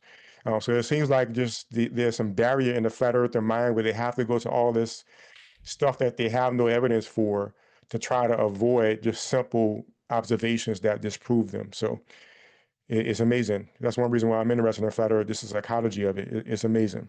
I mean, that's a straw man again. Like I didn't say like I mean that's a straw man to both models, because in both models the light changes in many ways throughout the year. So I don't know why you're saying depending on where it is at night, that's like the limit of how far light should go. It's a fluctuating system. It's constantly changing. You have like 3 days at the end of each of the limits of the tropics where the sun gets to, where like the sun basically delays on like switching the other direction. That's one of the interesting things that doesn't make sense in the globe model, because there's nothing that would slow it down at the tropics. And there's also a lot of things that are very interesting about the equator that don't make sense in the globe model. We didn't get to any of those things because he monologues a lot and doesn't listen to me. Um, but yeah, I mean, you got the equator, hurricanes don't cross, equator satellites get stuck. That's where the geostationary satellites are. There's a lot of interesting things that don't make sense in the globe model. All right. Yeah, I'm good. Thanks. All right. Next, whoops. Next one is from Bless My Vibe Code. QOP has 376 subs, joined June 10th, 2015, 5 videos, 3,321 views. Man, this guy chose failure in life. It's sad to see. It's embarrassing, frankly. He's a knockoff Witsit. Pity. Thank you. Please subscribe, my fanboy. That was probably talking about your red channel? You said you had Yeah. multiple channels, right? Well, my blue channel, my light show and beatbox channel is I haven't done much with it yet, but there's a lot of videos I got coming out on it. But yeah, the more people subscribe, the more I'll put out my awesome content. If you watch the videos I got so far, it's pretty crazy shit that I post. All right. Next up is JSS Tiger. He says, when you flat earthers say quote, TFE admitted, end quote, something, stop implying guilt. The green screen setting was an accident and it didn't affect the view. Yeah, I mean, you need to watch my part two of my TFE series. Oh no, sorry, part one goes into like the chroma key explanation from McToon, which I've got clipped in there, and how it basically proves my argument, which is that they're using chroma key to replace the sky. I mean, if you watch my video, it's hard to, I mean, Globers can watch videos and kind of continue believing what they do, but it's a really good video that shows that TFE is definitely fake. And there's actually, I don't know if a lot of people know this, there is a 24-hour sun video that they admitted that they edited. They literally and it's such a hard thing to like edit. They act like it's like this like simple thing that was just cut and like after aftermath editing. But what they did with the admitted edited 24-hour sun video in Antarctica is so hard to actually do, because they actually lined up an ending that they had to admit wasn't the ending of that 24-hour sun video. So that means like that had to be literally somehow basically blended with the part of that first 75% of the video to get it to look like a real video. So it's like it's so much they actually admitted to faking that one. So I mean it's like the Apollo missions for 24-hour sun videos in the South. Any Well, response? Go ahead, Darryl. yes, one interesting thing I heard you say about that, QOP, you said that you observed or you find or you believe that they crop the sun from different days to make it look like it's a 24-hour sun. From Yes, sir. different days they crop the sun. Is that correct? Yes, sir. So that means they would have had to, since it was, so you're saying it was really nighttime there, but they had to get images of the sun from different times of the year and sort of paste it to look like it's a 24-hour sun. Is that correct? To a certain extent, I don't think that. I only think Dave McKeegan, and maybe some other guys were there. I don't think the whole TFE gang was there. I have reasons to believe that. I show that in my videos. Well, I'm not saying about that. I'm just talking about the sun. Because if it's nighttime there, then of course it's not, they're going to have to paste the sun from different times of the year to make it look like that from different directions, right? Or how Yes, many sir. suns, how many days do they get different suns from? I don't know what kind of very specific. How would I know that? Interesting. So the reason why I find this interesting is the founding experiment people, they anticipated this, and they actually took pictures of the sun, and you can see that the sunspots are there. And I study stars, and I know that sunspots change. So the very fact that those sunspots are there for the whole time, this proves the idea that they're taking Yeah. images So from different days when you're done, and sort of mashing them together to I try got to it. make I it got it. like a 24-hour sun. I got it. So You made your point. Can I respond? this is You're gonna upon keep going. how flat earthers will spend all He's gonna this keep going. Now he's time. just gonna Well, posture and let's grandstand. let that be the last sentence, then we'll give a quick response. We got to move on because Okay, we're getting tons. Thank you. Thank sure. you so It much. impresses me how flat earthers spend all this He's gonna time. go again. He's gonna go again. Autism. He just said I could finish Oh the He's yeah, on sentence. the I said. spectrum. He's on the spectrum. Well, I Clearly, said. He he's just said proven I he's could on the finish the spectrum. I sentence. said one last sentence from him. Close it out, and then give Q up the chance to I think respond you as said the I could last word. respond. I just meant you get the But last word here. it impresses me how flat earthers spend all this time zooming in on artifacts and videos and ignoring these wholesale experiments and observations that disprove them. It's so very interesting. Okay, well, I'd love to get into this. I just real quick, how do you know that those pictures are from the same time that the video was taken? Do you know in movies, when they make movies, sometimes they use sets, sometimes they go to Spain. Do you know how movies are made and that they do that? So if they take a picture of the sun and show you real sunspots, that doesn't mean that the one in the Dave McKeegan video or these other videos of a 24-hour sun time lapse, that's that sun, because you don't see the sunspots in that one, correct? So how do you know that that's the same exact time the sun was taken? And am I understanding your property? You're trying to say that the pictures that they took of the sunspots, they lied, and the 24-hour sun is like a totally different time, and those are just two separate things. Is that what you're saying? Yes, that is what I'm saying. Very good. I would need evidence of that. No, no, no. I didn't say I had evidence of that. I was asking how you know that's not the case. If you want to claim something is the case, then present evidence. They presented their evidence. I Would you accept their got it. evidence. Period. Would you grant that it's a possibility that they could do that if they were faking it? I'm not going to play this could be You're this not going to thing grant. game. No, no. There's got it. If Very something good. is the case, You showed present how you think. evidence. This is Otherwise, how I accept Globers their think. This evidence. is how Globers think. They can't even like engage with other theories that they're even debating against. It's amazing. All right, we got to move on, guys. The guy, this is Mott 2694 since 698. What is SGD? I'm gonna have to look that up. Is this real? Anyways, the guy with the LED display has his own theory or of light propagation. Let's hear it so we can laugh about it. It's way too vague. Theory of light propagation. What aspect of the light propagation are you talking about? Because that's like a huge field and it's extremely vague, so I obviously can't answer it. So you're the joke. All right. Earthly Skeptic for 5 says, Q, pilots use the... this might just be... okay, no, that was related to you. Sometimes people put Q as question. But this is, I guess, addressing you. Pilots use the globe to navigate all the time. And... oh, ad disappeared. Or chat disappeared on that. Sorry. L mod. Okay. Pilots use the globe to navigate all the time. Ask the pilots of Emirates, Dubai, LA flight, or Qantas, Sydney, Santiago flight. Talk to a real, that's all caps, pilot. I would give that guy hundreds of dollars if he shows me like where in the instrument panel on an airplane there's a globe on a display. I would love that. I will super chat you, sir. All right. Get your channel started so he can super chat you on that one. Yeah, nothing from me on that. Jack Feder sends another 5. He says, are there just no standards on MDD for who can debate? Watching QOP is like watching a toddler asking daddy questions on the way to preschool. Well, he kind of took a jab at both of us there, didn't he?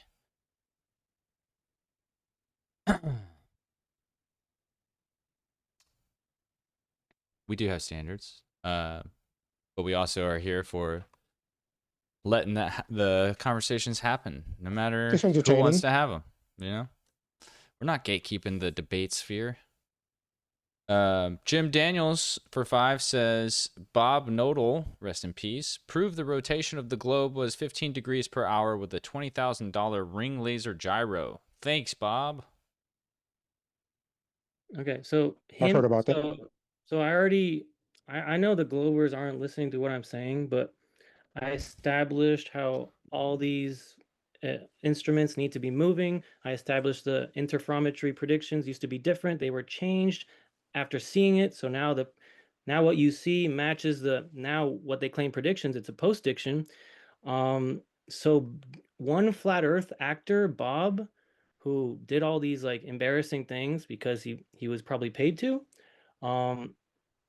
him thinking that you weren't going to see a precession on that gyro, that's just him basically. I believe he was an actor.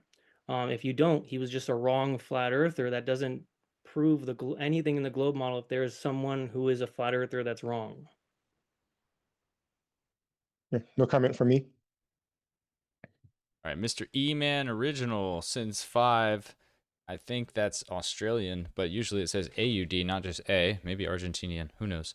To Darryl, how frustrating was it for you to debate someone that does not understand that science begins with assumptions? I mean, I'm prepared for it now. You know, I think it's just sad at this point. I mean, after the final experiment and everything that was done, it really differentiated it made a big differentiation between people who want to know and people who don't. And I just think it's sad, man. So That's I a just wish sad him the best, argument. and hopefully It's a sad he argument. That's a starts to fallacious argument. look at things more honestly.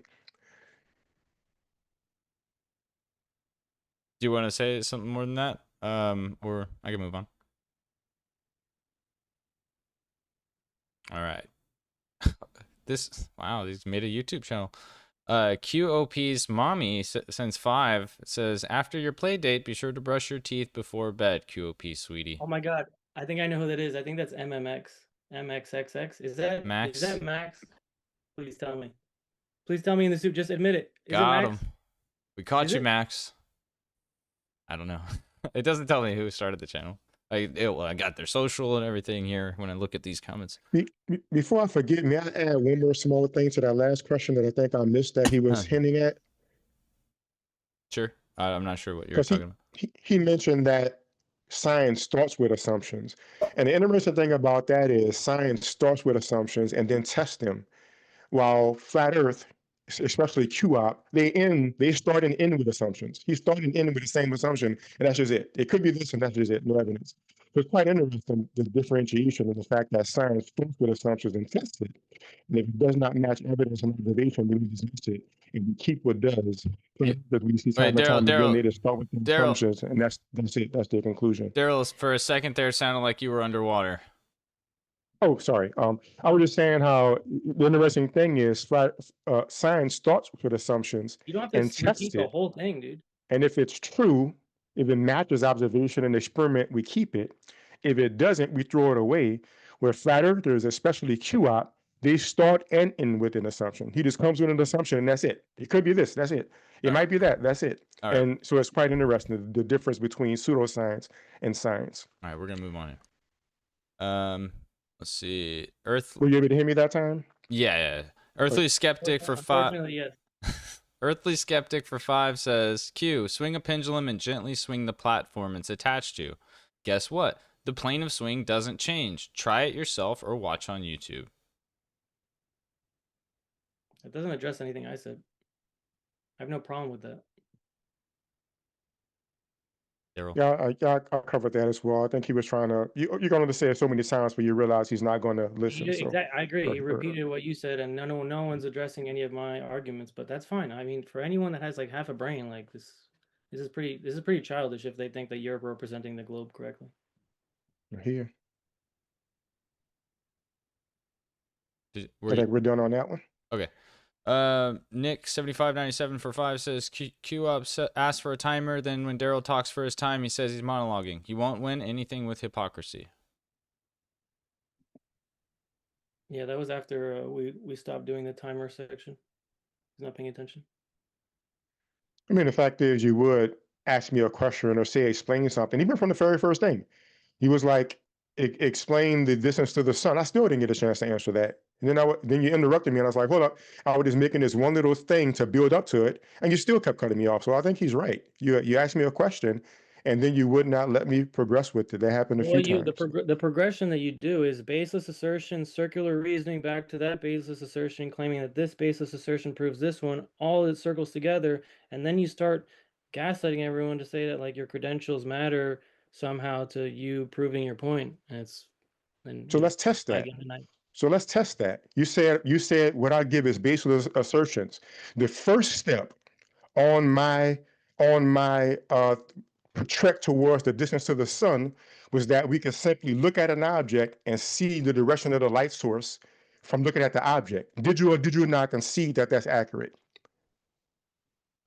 No, I did not concede that. Yes, you did. It's on the recording. You said the light is up there. You can see it. You did concede because you yourself pointed where the light was and exemplified that you can look at the light shadow line on an object and see where the light source is. So you just demonstrated that you're wrong. You're contradicting yourself, and it's just you're the one that's strawmanning yourself. Is crazy. Let him respond to that real quick, and then we do. I thought you meant with the sun. You're talking about the light in your room. My point was that we can see the direction of the sun. Why can't you answer what I just said? You can't answer anything I just said. I just gave you 2 options. I asked you which one you're talking about, and then you just start talking about something. It's amazing, dude. You have bad listening skills, dude. Oh, so you want me to just answer? Yep. Okay, go ahead. You want me to just answer one of the two options? Go ahead. I don't know what you're talking about, what you were referring to. I asked you to tell me what you're talking about, I just started to explain it, and then you cut me off. bro. So what I was pointing out was simply that you can see the direction of a light source from looking at the light shadow line on an object, which you conceded. So that I means didn't you're concede, saying I'm starting with conjecture is wrong. You falsified yourself. but That you is what I concede, started with, and you conceded that I was right. hello, you say you talk so much and you don't listen, and you're not making good arguments. You conceded that there's many ways you can make that direction of light appear on your ball, right? No, no, I can see that there's many ways that you can make light appear a certain way, but then I also said if you want to say that's what's going on, you need evidence, which we show with the mirror thing. So yes, you can make mirrors look like light is in a certain location, but that's not going to say that's what's happening with the sun unless you have evidence of that. So What when you is your say the evidence? ball, you mean the Earth. I did not concede that. What is your direct evidence of space vacuum then? What is my direct evidence of Yeah, space vacuum? I guess you could look at the ISS. You can look at see the it's not ISS. getting destroyed. It's Nice. going thousands of miles an hour. All right, we're How do It's you know getting not that? going through an atmosphere. How do You you know can look that? at rockets going into space and seeing how the plume of the fumes expands as it goes up. And then suddenly you just see the light going through space. Those are two things you can look at right there to see that there's a vacuum beyond the Would you say that's atmosphere. direct evidence of the vacuum of space? Yeah, you're looking directly at the fact that Like, the ISS is going thousands of miles an hour and is not burning up. So obviously, it's not going through an atmosphere. That's direct okay. observation that is So not going through an atmosphere. The what same thing with a rocket going in space. When you see that you're plume getting scattergun, wider dude. and wider and wider, that's direct evidence of lower and lower air pressure.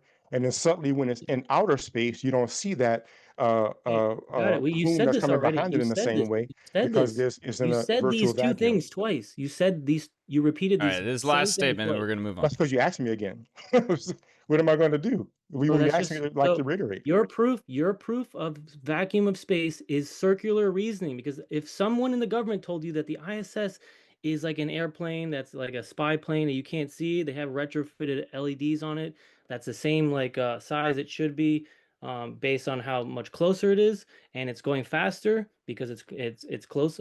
Actually, it would be going slower. It needs to go faster if it's farther. And they told you that was the case, you would say, oh, the ISS is just this spy plane, and that's how fast it's going, and that's the medium it's traveling in. You have no idea what the ISS is. So for you to claim that it's proof of something is circular reasoning. So this is important. So to make sure I'm understanding properly, you're saying I have no idea what the ISS is, No, and you it could don't. actually just be a spy plane. Yes, it Anyway, what's could. your evidence of that? I wouldn't say I have evidence of it. You don't have evidence to what you believe it is. So let's be clear. You said what I know, and you have no evidence of you how you know what I know. So that's just crap. I'm going to throw that out. I'll tell you what I did. Actually, took my telescope out, and there was a night where I've seen the ISS, dude. Yes, you saw the ISS, dude. What do you need? You saying you saw the ISS doesn't prove anything. We all see the ISS. It's real. Yes, very good. That doesn't, like I said, if it's a close spy plane with a big LED thing, you would see it too. So if you saying you seeing it is proof of something you believe it is circular reasoning. It's it's affirming the consequent. We are going to move on. I'm sure we'll end up somewhere around there again eventually. Justin O'Dizzle sends $10. Thank you, Justin. Big supporter of the channel. Few other channels. He says QIQOPIP2IA plus likes math and science. Go explore and find us the quote edge end quote of the earth and be the first with photos, smarty pants. I mean, Globers are predominantly the lefties. So for you to add that LGBTQ stuff at the end of my name, it doesn't make sense because I'm obviously not a lefty. That's like the closest to like a normie position. Flat earther usually isn't in politics, but obviously thinks everything lefty is retarded and conservative stuff is just a little less isn't it's less retarded. It's not retarded, but it's still they have their problems. All I don't right. think I addressed what he was actually talking about. Jack Feder for 5 says Strawman ad hom monologue presupposing bro. We already have a Witsit. The world doesn't need a cheap clone wannabe. quick response if you have one. We got so many more that we can Nope. bust You through keep here. going. He wasn't asking you. You're the clone of Witsit? You have such bad listening skills, dude. You think he's talking about you. You're the clone of Witsit? Anyways, Nada for 10 says, queue up, genuine question. Is someone shining a cat laser on the wall above your camera? Is it? I don't see anything. No. All right. Genuine question. Old Mate 444 for 10 says, to Q-Tip, how are you dealing with being the best of the best and also skyrocketing to the top of Flat Earth? Please confirm the rumor 95% of your subs are ladies. Wait, what? I don't know if those are like attempts at insults or what, but it sounds pretty cool. A little bit of both. Maybe, I don't know. I like it. I agree. More comments like that. I mean, the sad part is, it's possible he may be the top of Flat Earth right now. I've been told. All right, Jack Feder, tons of super chats from Jack. Appreciate you, Jack. But this one was a little low tier. $2. You are so dumb, Q-Op. You could do better. You're dumb too. Back at you. See, that didn't go anywhere. Earthly Skeptic for 2 says, Q just said, quote, if you actually do the math, end quote. Irony. Wait, what? He said I said if you do the math? I don't. If you no, actually do the math is what he quoted you saying. I don't know. Yeah, obviously. I'll have to play back the tapes. All right. Jack Feder for 2 says, are you still in school, Q-Op? If not, go back. Man, Jack really wanted to talk to you today. I actually went to college and I got a full scholarship and I was hooking up with girls the whole time while you're still paying off your college loans. What do you got for that, Jack? No, nothing from me. No, I was talking to the commenter. Montana Flower Farmer for 10 says, there are about 80 space agencies on Earth with roughly 50,000 employees. Can the Flat Earth guy explain how the lid is kept on this conspiracy and to what end? Sorry, how, yeah, so I mean, that's a deep question, like how it's kept. So I think it's like all compartmentalized, and I think the highest level of the conspiracy comes from a different species. I believe Anunnaki are basically controlling the world, and we are in like a Hunger Games circle farm. And eventually they're going to set up something like the Matrix and use all your minds interconnected with the internet to, I don't know, you'll be like an AI network for them. And you'll all be fat and you won't be able to move. No comment from me. Okay. Jim Daniels 1532 for 10 says, Q up, the first film of Earth was taken in 1946 and shows a curve. Can you debunk that film, keeping in mind it was a film, not digital, and decades before CGI? Thanks. And then old school clown face. Yes, for the easiest footage to debunk is the oldest. So yes, of course, the first ones are easily debunkable. Oh, this is another instance where he makes claims with no evidence. So it seems common with flat earthers, especially Q-Op. You believe all the Apollo missions were real? Everything I've seen shows me that they're real. Can't say I looked at the Apollo very closely, but I looked at, for instance, MC Toon's assessments of it, and he breaks it down pretty thoroughly. So I think, and plus we have a reflector on the moon that we could send lasers up to. I've seen demonstrations of using that. So there's a reflector that they left on the moon. Yeah. You could do the Earth moon bounce without the reflector there, right? Yes, my understanding is you can do the bounce to a certain extent without a reflector, but just like how you could bounce right off a wall and see it, it'll be more effective. How do you know the reflector's there? So what's that? So how do you, if you can do the bounce without the reflector, how do you know it's there? Well, my understanding is you could tell the substance light is bouncing off of by the nature of the reflection. So the reflection off of a mirror is going to be less focused, less precise, because the way these reflectors are designed, they're designed so that light, if light hits it from any direction, it bounces back to the exact same direction it came from. So you know if you're hitting the surface of the moon versus hitting the reflector.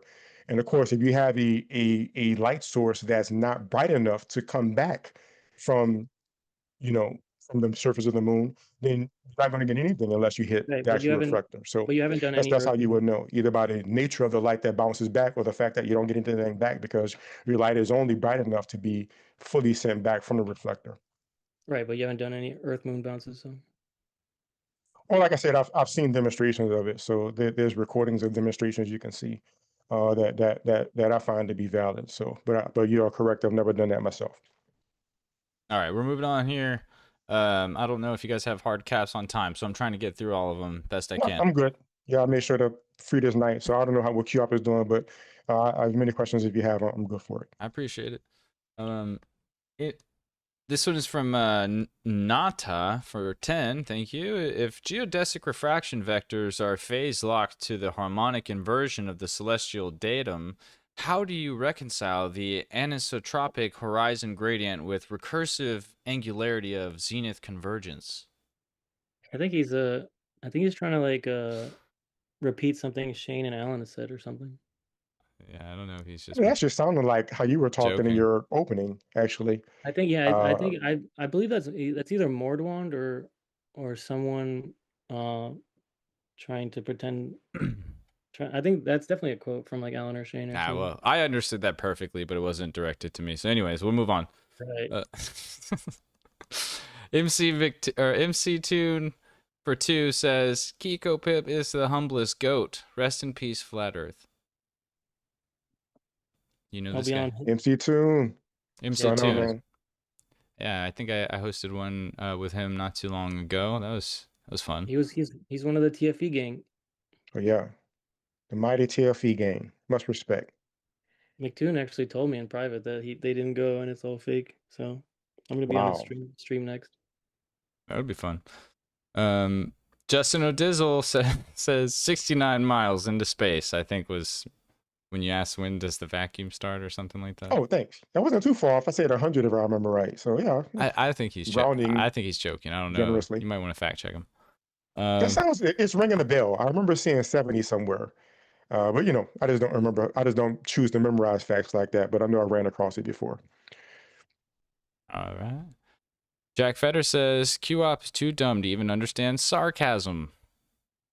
Bro, Jack Fetter, like That guy he super chats on McToon's stream so much like to talk to me. Like I should start getting a cut from his super chat. called a contract, bro.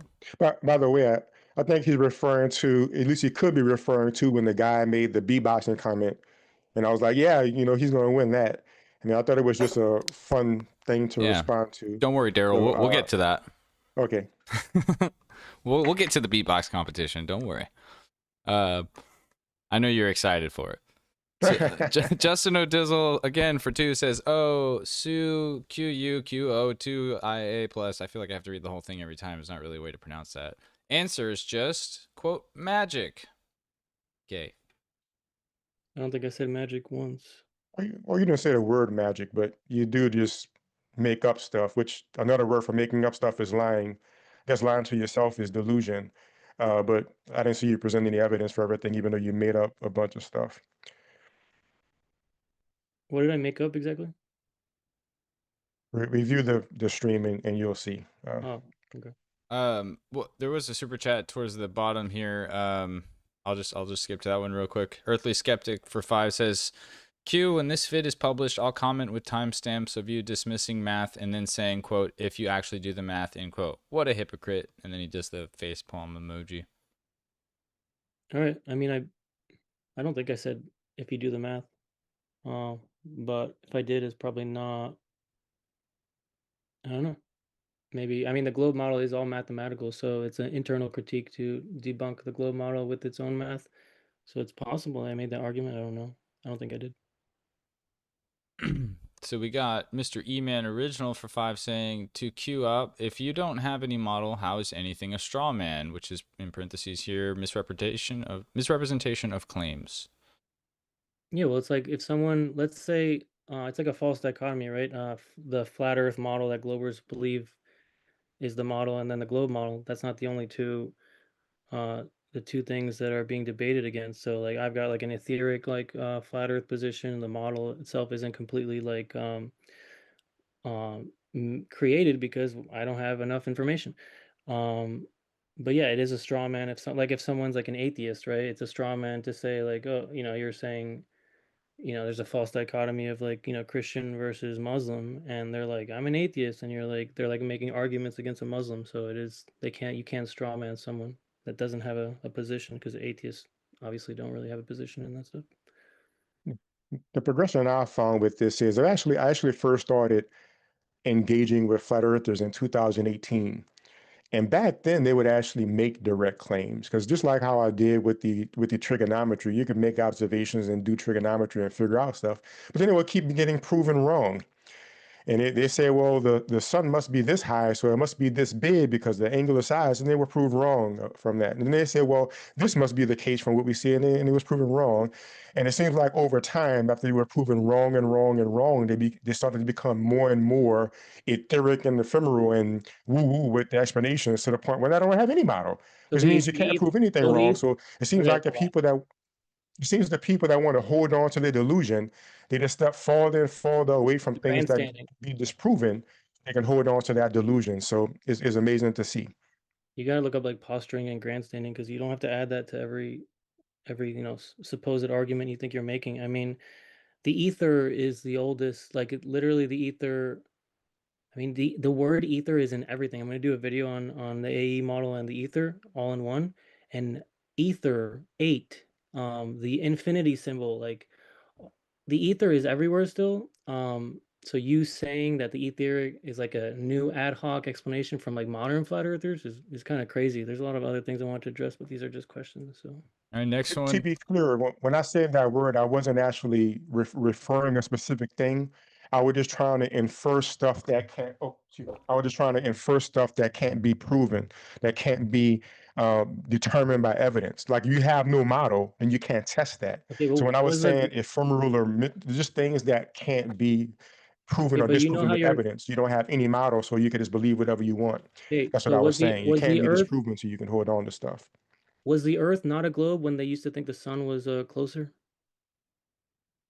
My understanding is they did think the sun was closer at a certain Yeah, point, and and was and the the Earth Earth was a so globe at the the time. globe is debunked because the mathematical model changed? Is that your argument? That if any community had a wrong theory before and it developed into a better theory, that somehow you just harp on them having made bad theories, and that disproves their entire model. So the Earth isn't a globe because the distance of the sun has changed over time, and all these things were added and discovered or whatever. No, Right, that's not the I'm way just it using your works. argument. Just using your argument. So flat Earth and globe debunked because everyone's kind of learned. Learning disproves the thing that you believed while you were learning. That's your epistemology. Well, no. See, I think we're talking about two different things. If you say that the sun is local, it, that could be definitively disproven. Um, uh, but the sun being 80 million miles away versus 93 million miles away, that does not substantially change the nature of our relationship to the sun. One of the most striking examples that come to mind, if I could have a minute to delve into this, because I find it interesting. Yeah, we'll take a minute. Hubble, he first calculated the expansion rate of the universe using a supernova. But at the time, he didn't understand that there were two different types of supernova. So he got his distances wrong. And his calculation of the expansion was off by about 500%. Yet he still got the Nobel Prize because he did calculate that expansion. But now, since we understand the difference between those two supernovas, we have a more accurate understanding of the rate of expansion, but the universe is still expanding. So it's along those lines. That's different from being totally wrong about the shape of the Earth. It's not flat. So that's like throwing away. Okay, well, we're gonna move on here. We're almost done. Unless anyone wants to get some Hail Marys in before we close it out. This one here is from Basil Problem, our favorite oppositional super chatter. He's very good at finding a way. So Basil Problem says, at Darryl, how do you reconcile Duffy's quote great polar exploration with the fact that he is a young Earth creationist? I am aware of talk of that. I haven't really spoken to him about that, but um, People have religious beliefs, so I have a position on that. So my prediction, hopefully Duffy doesn't hear this because then he'll change what his plan is.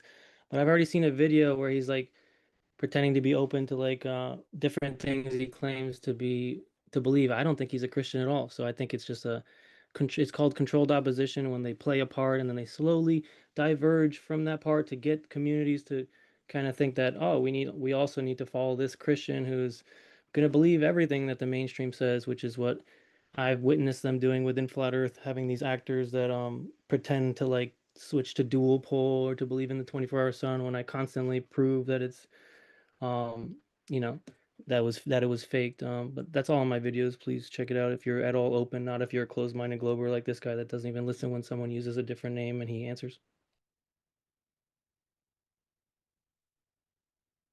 Okay. I think we're done.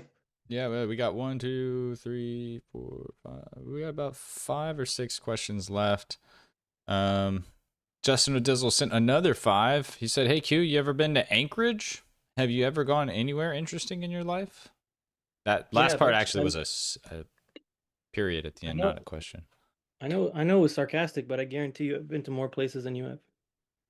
Oh, Justin, what do you think about that, Mr. Dizzle? Okay, next one is Jack Feder, trying to maintain dominance here in the super chats.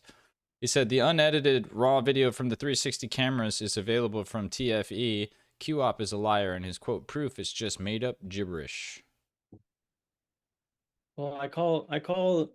So there's a couple of videos that were like, kind of what do they call it? Like a beta test that they kind of yeah, and then once they put out the raw footage, like it's way better. So I mean, they just got rid of all the glitches and claimed it was all because of upload artifacts and stuff like that.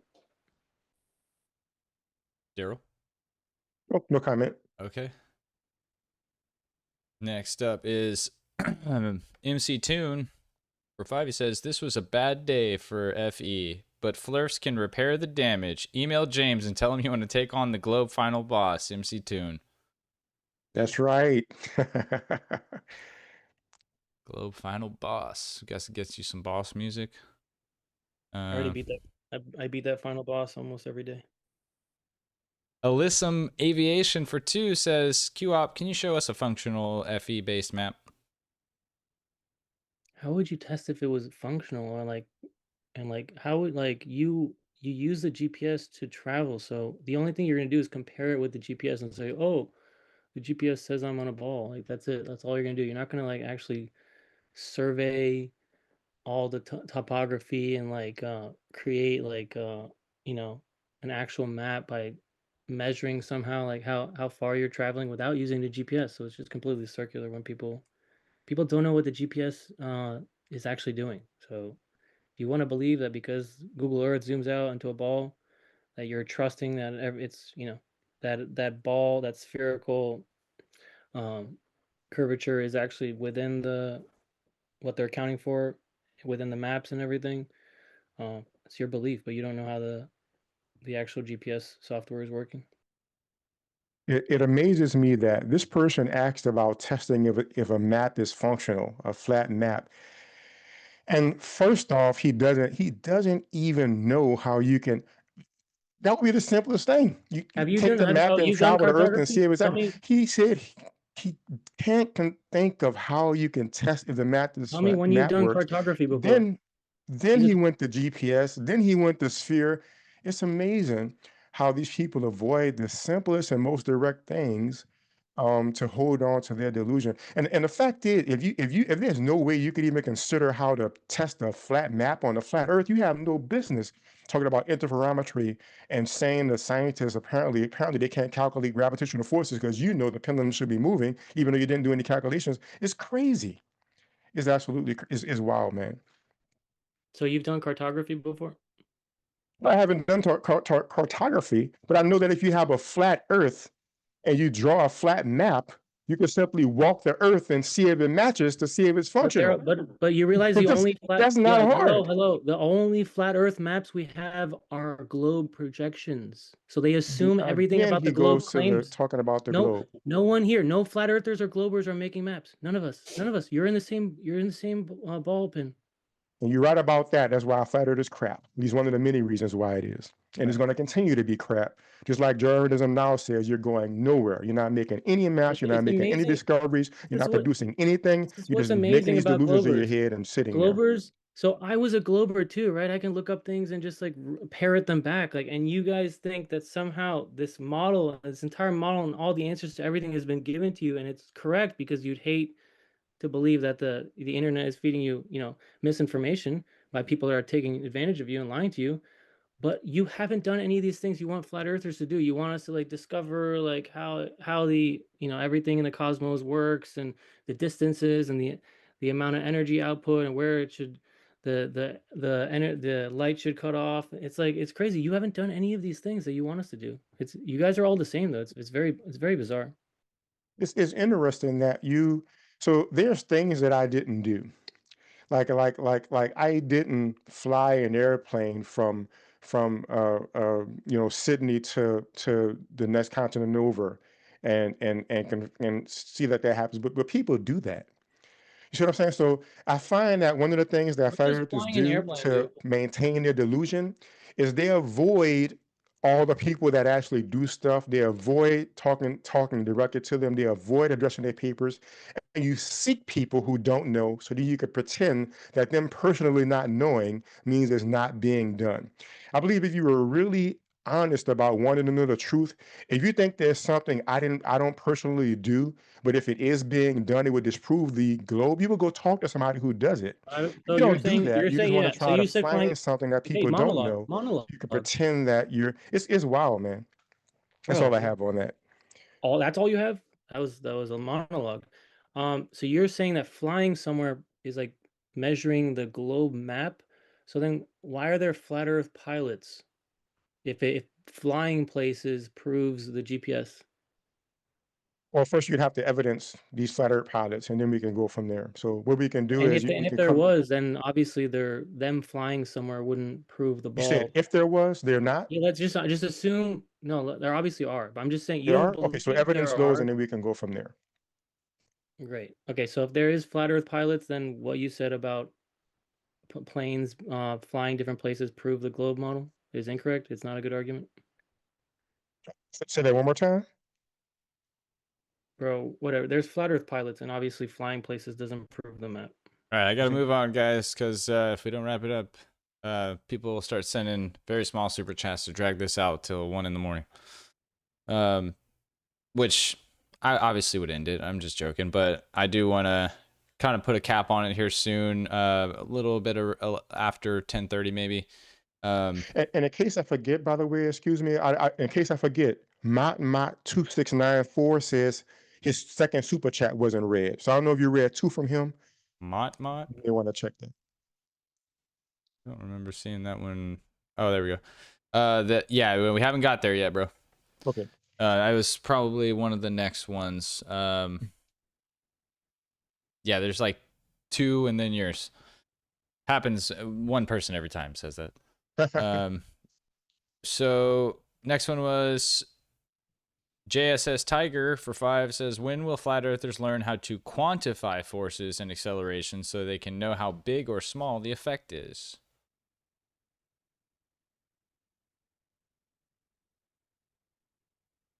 You're muted, Q op, if in case you're saying anything. If you weren't, I will move on here in just a minute. Way too vague. Okay, well, I can answer that if you can't answer. Yeah, go ahead. It seems to just fall in line with the maintenance of the delusion. Of course, he hasn't demonstrated he could even do the math. But of course, even if you do the math, if it doesn't show, you're going to get a definite answer.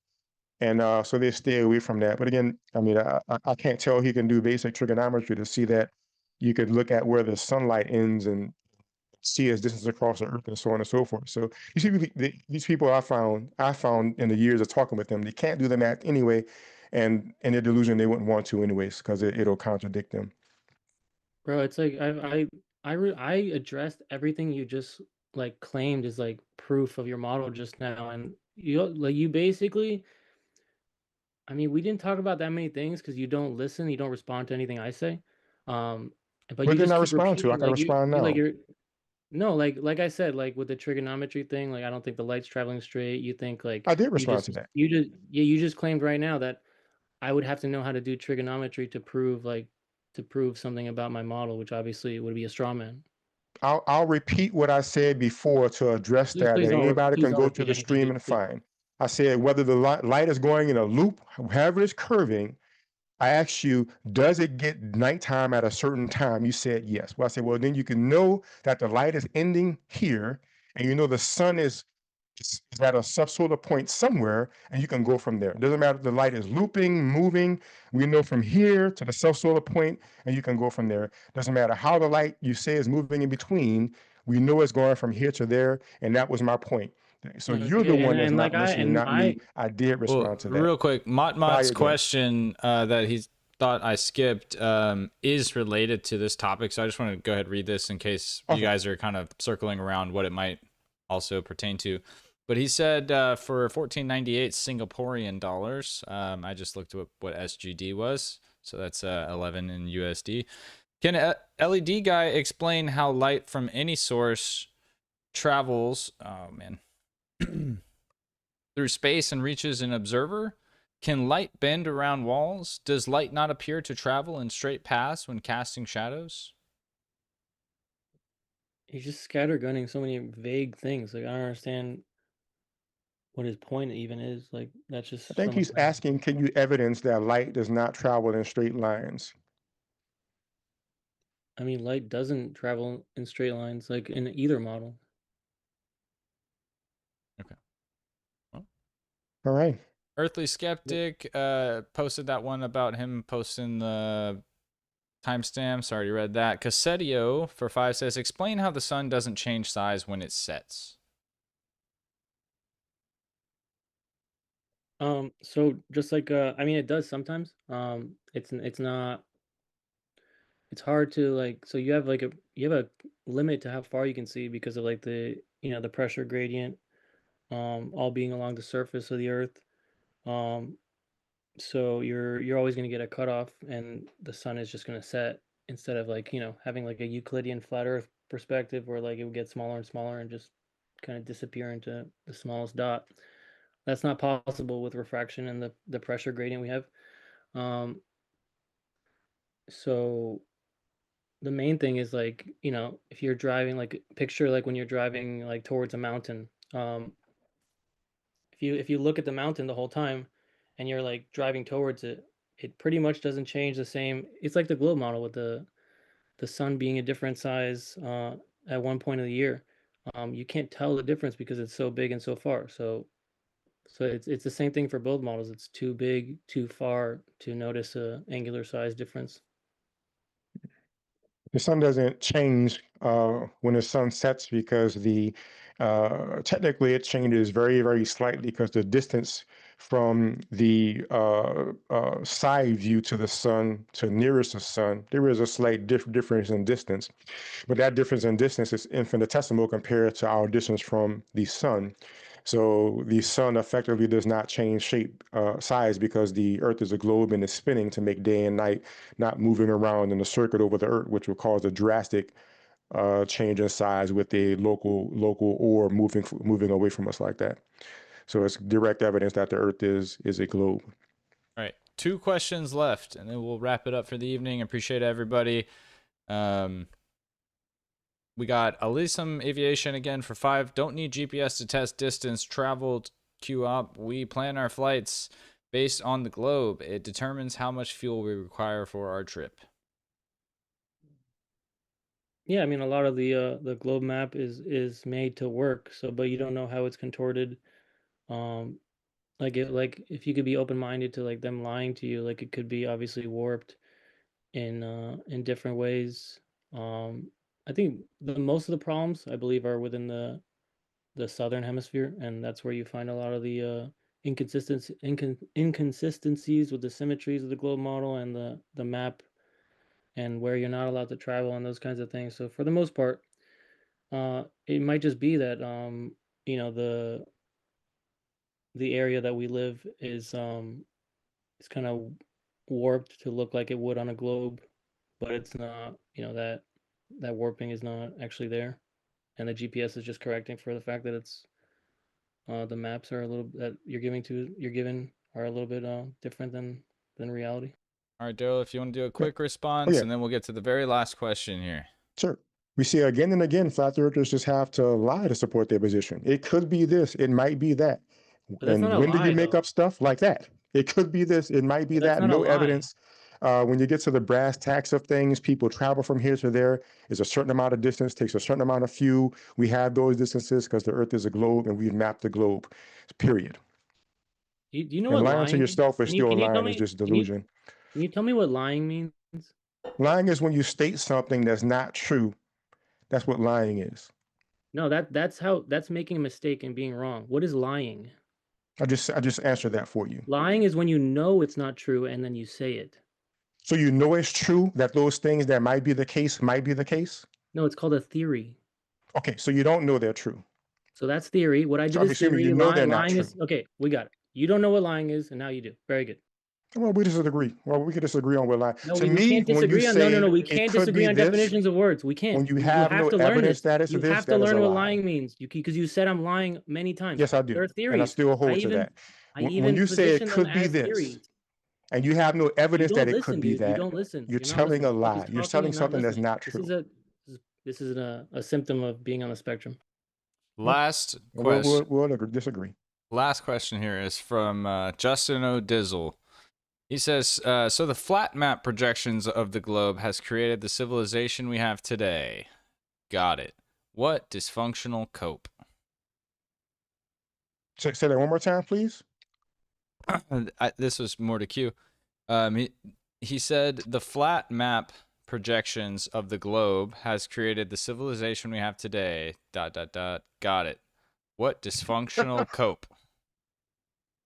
I don't know what part of that is sarcastic, but I didn't even claim to have a map. So it's amazing how many things I started with saying at the beginning that I still had to debate because Globers, they don't have many arguments. So if my opener addresses how I don't have the position that they claim I should have when they debate me, because they don't have anything, they've got to just pretend like I didn't say everything I did.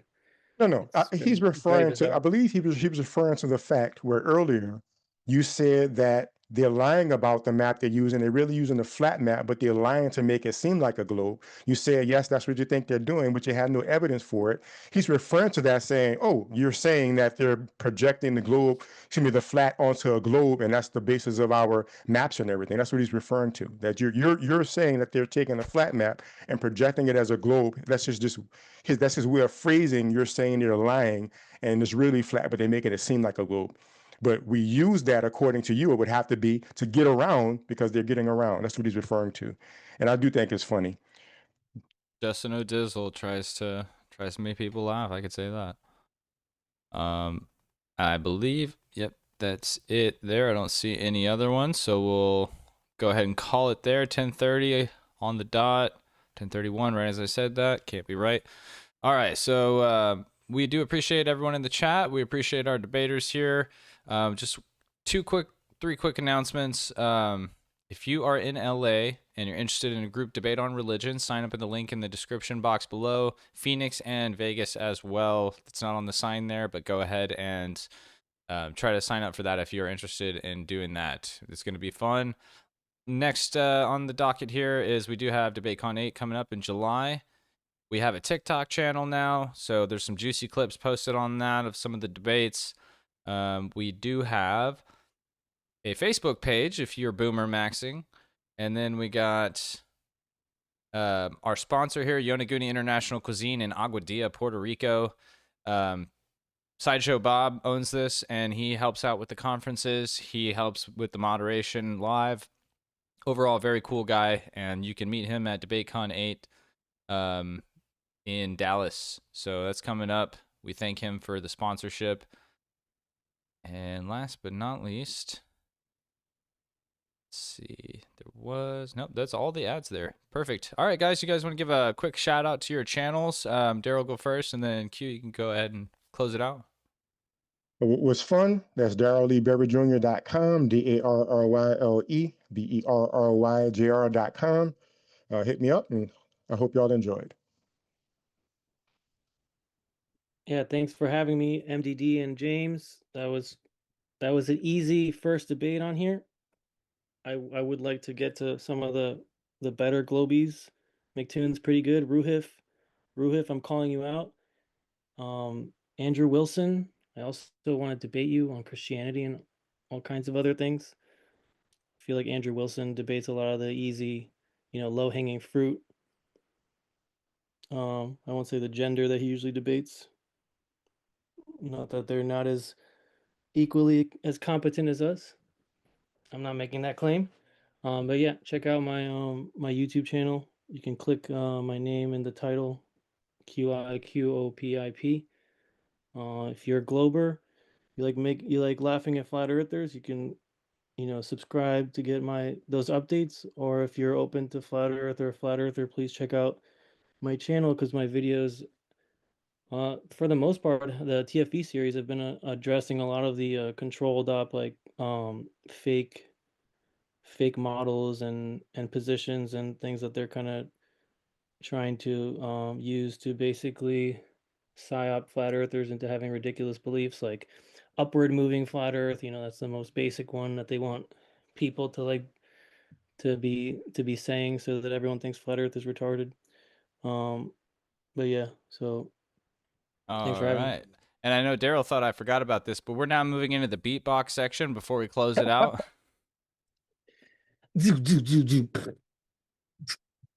I can see You that got he won. He won the beatbox you're portion. gonna talk over my beatbox and I was about to destroy. Oh, I didn't know you were actually I'm doing it. I sorry, I thought you thought were you joking. stopped. Yeah. My, I mean, my bad. I'll give you a solid 25 seconds if you want to show the audience what they're gonna find over on your channel. Well, I don't have any beatbox videos yet, but Oh, okay.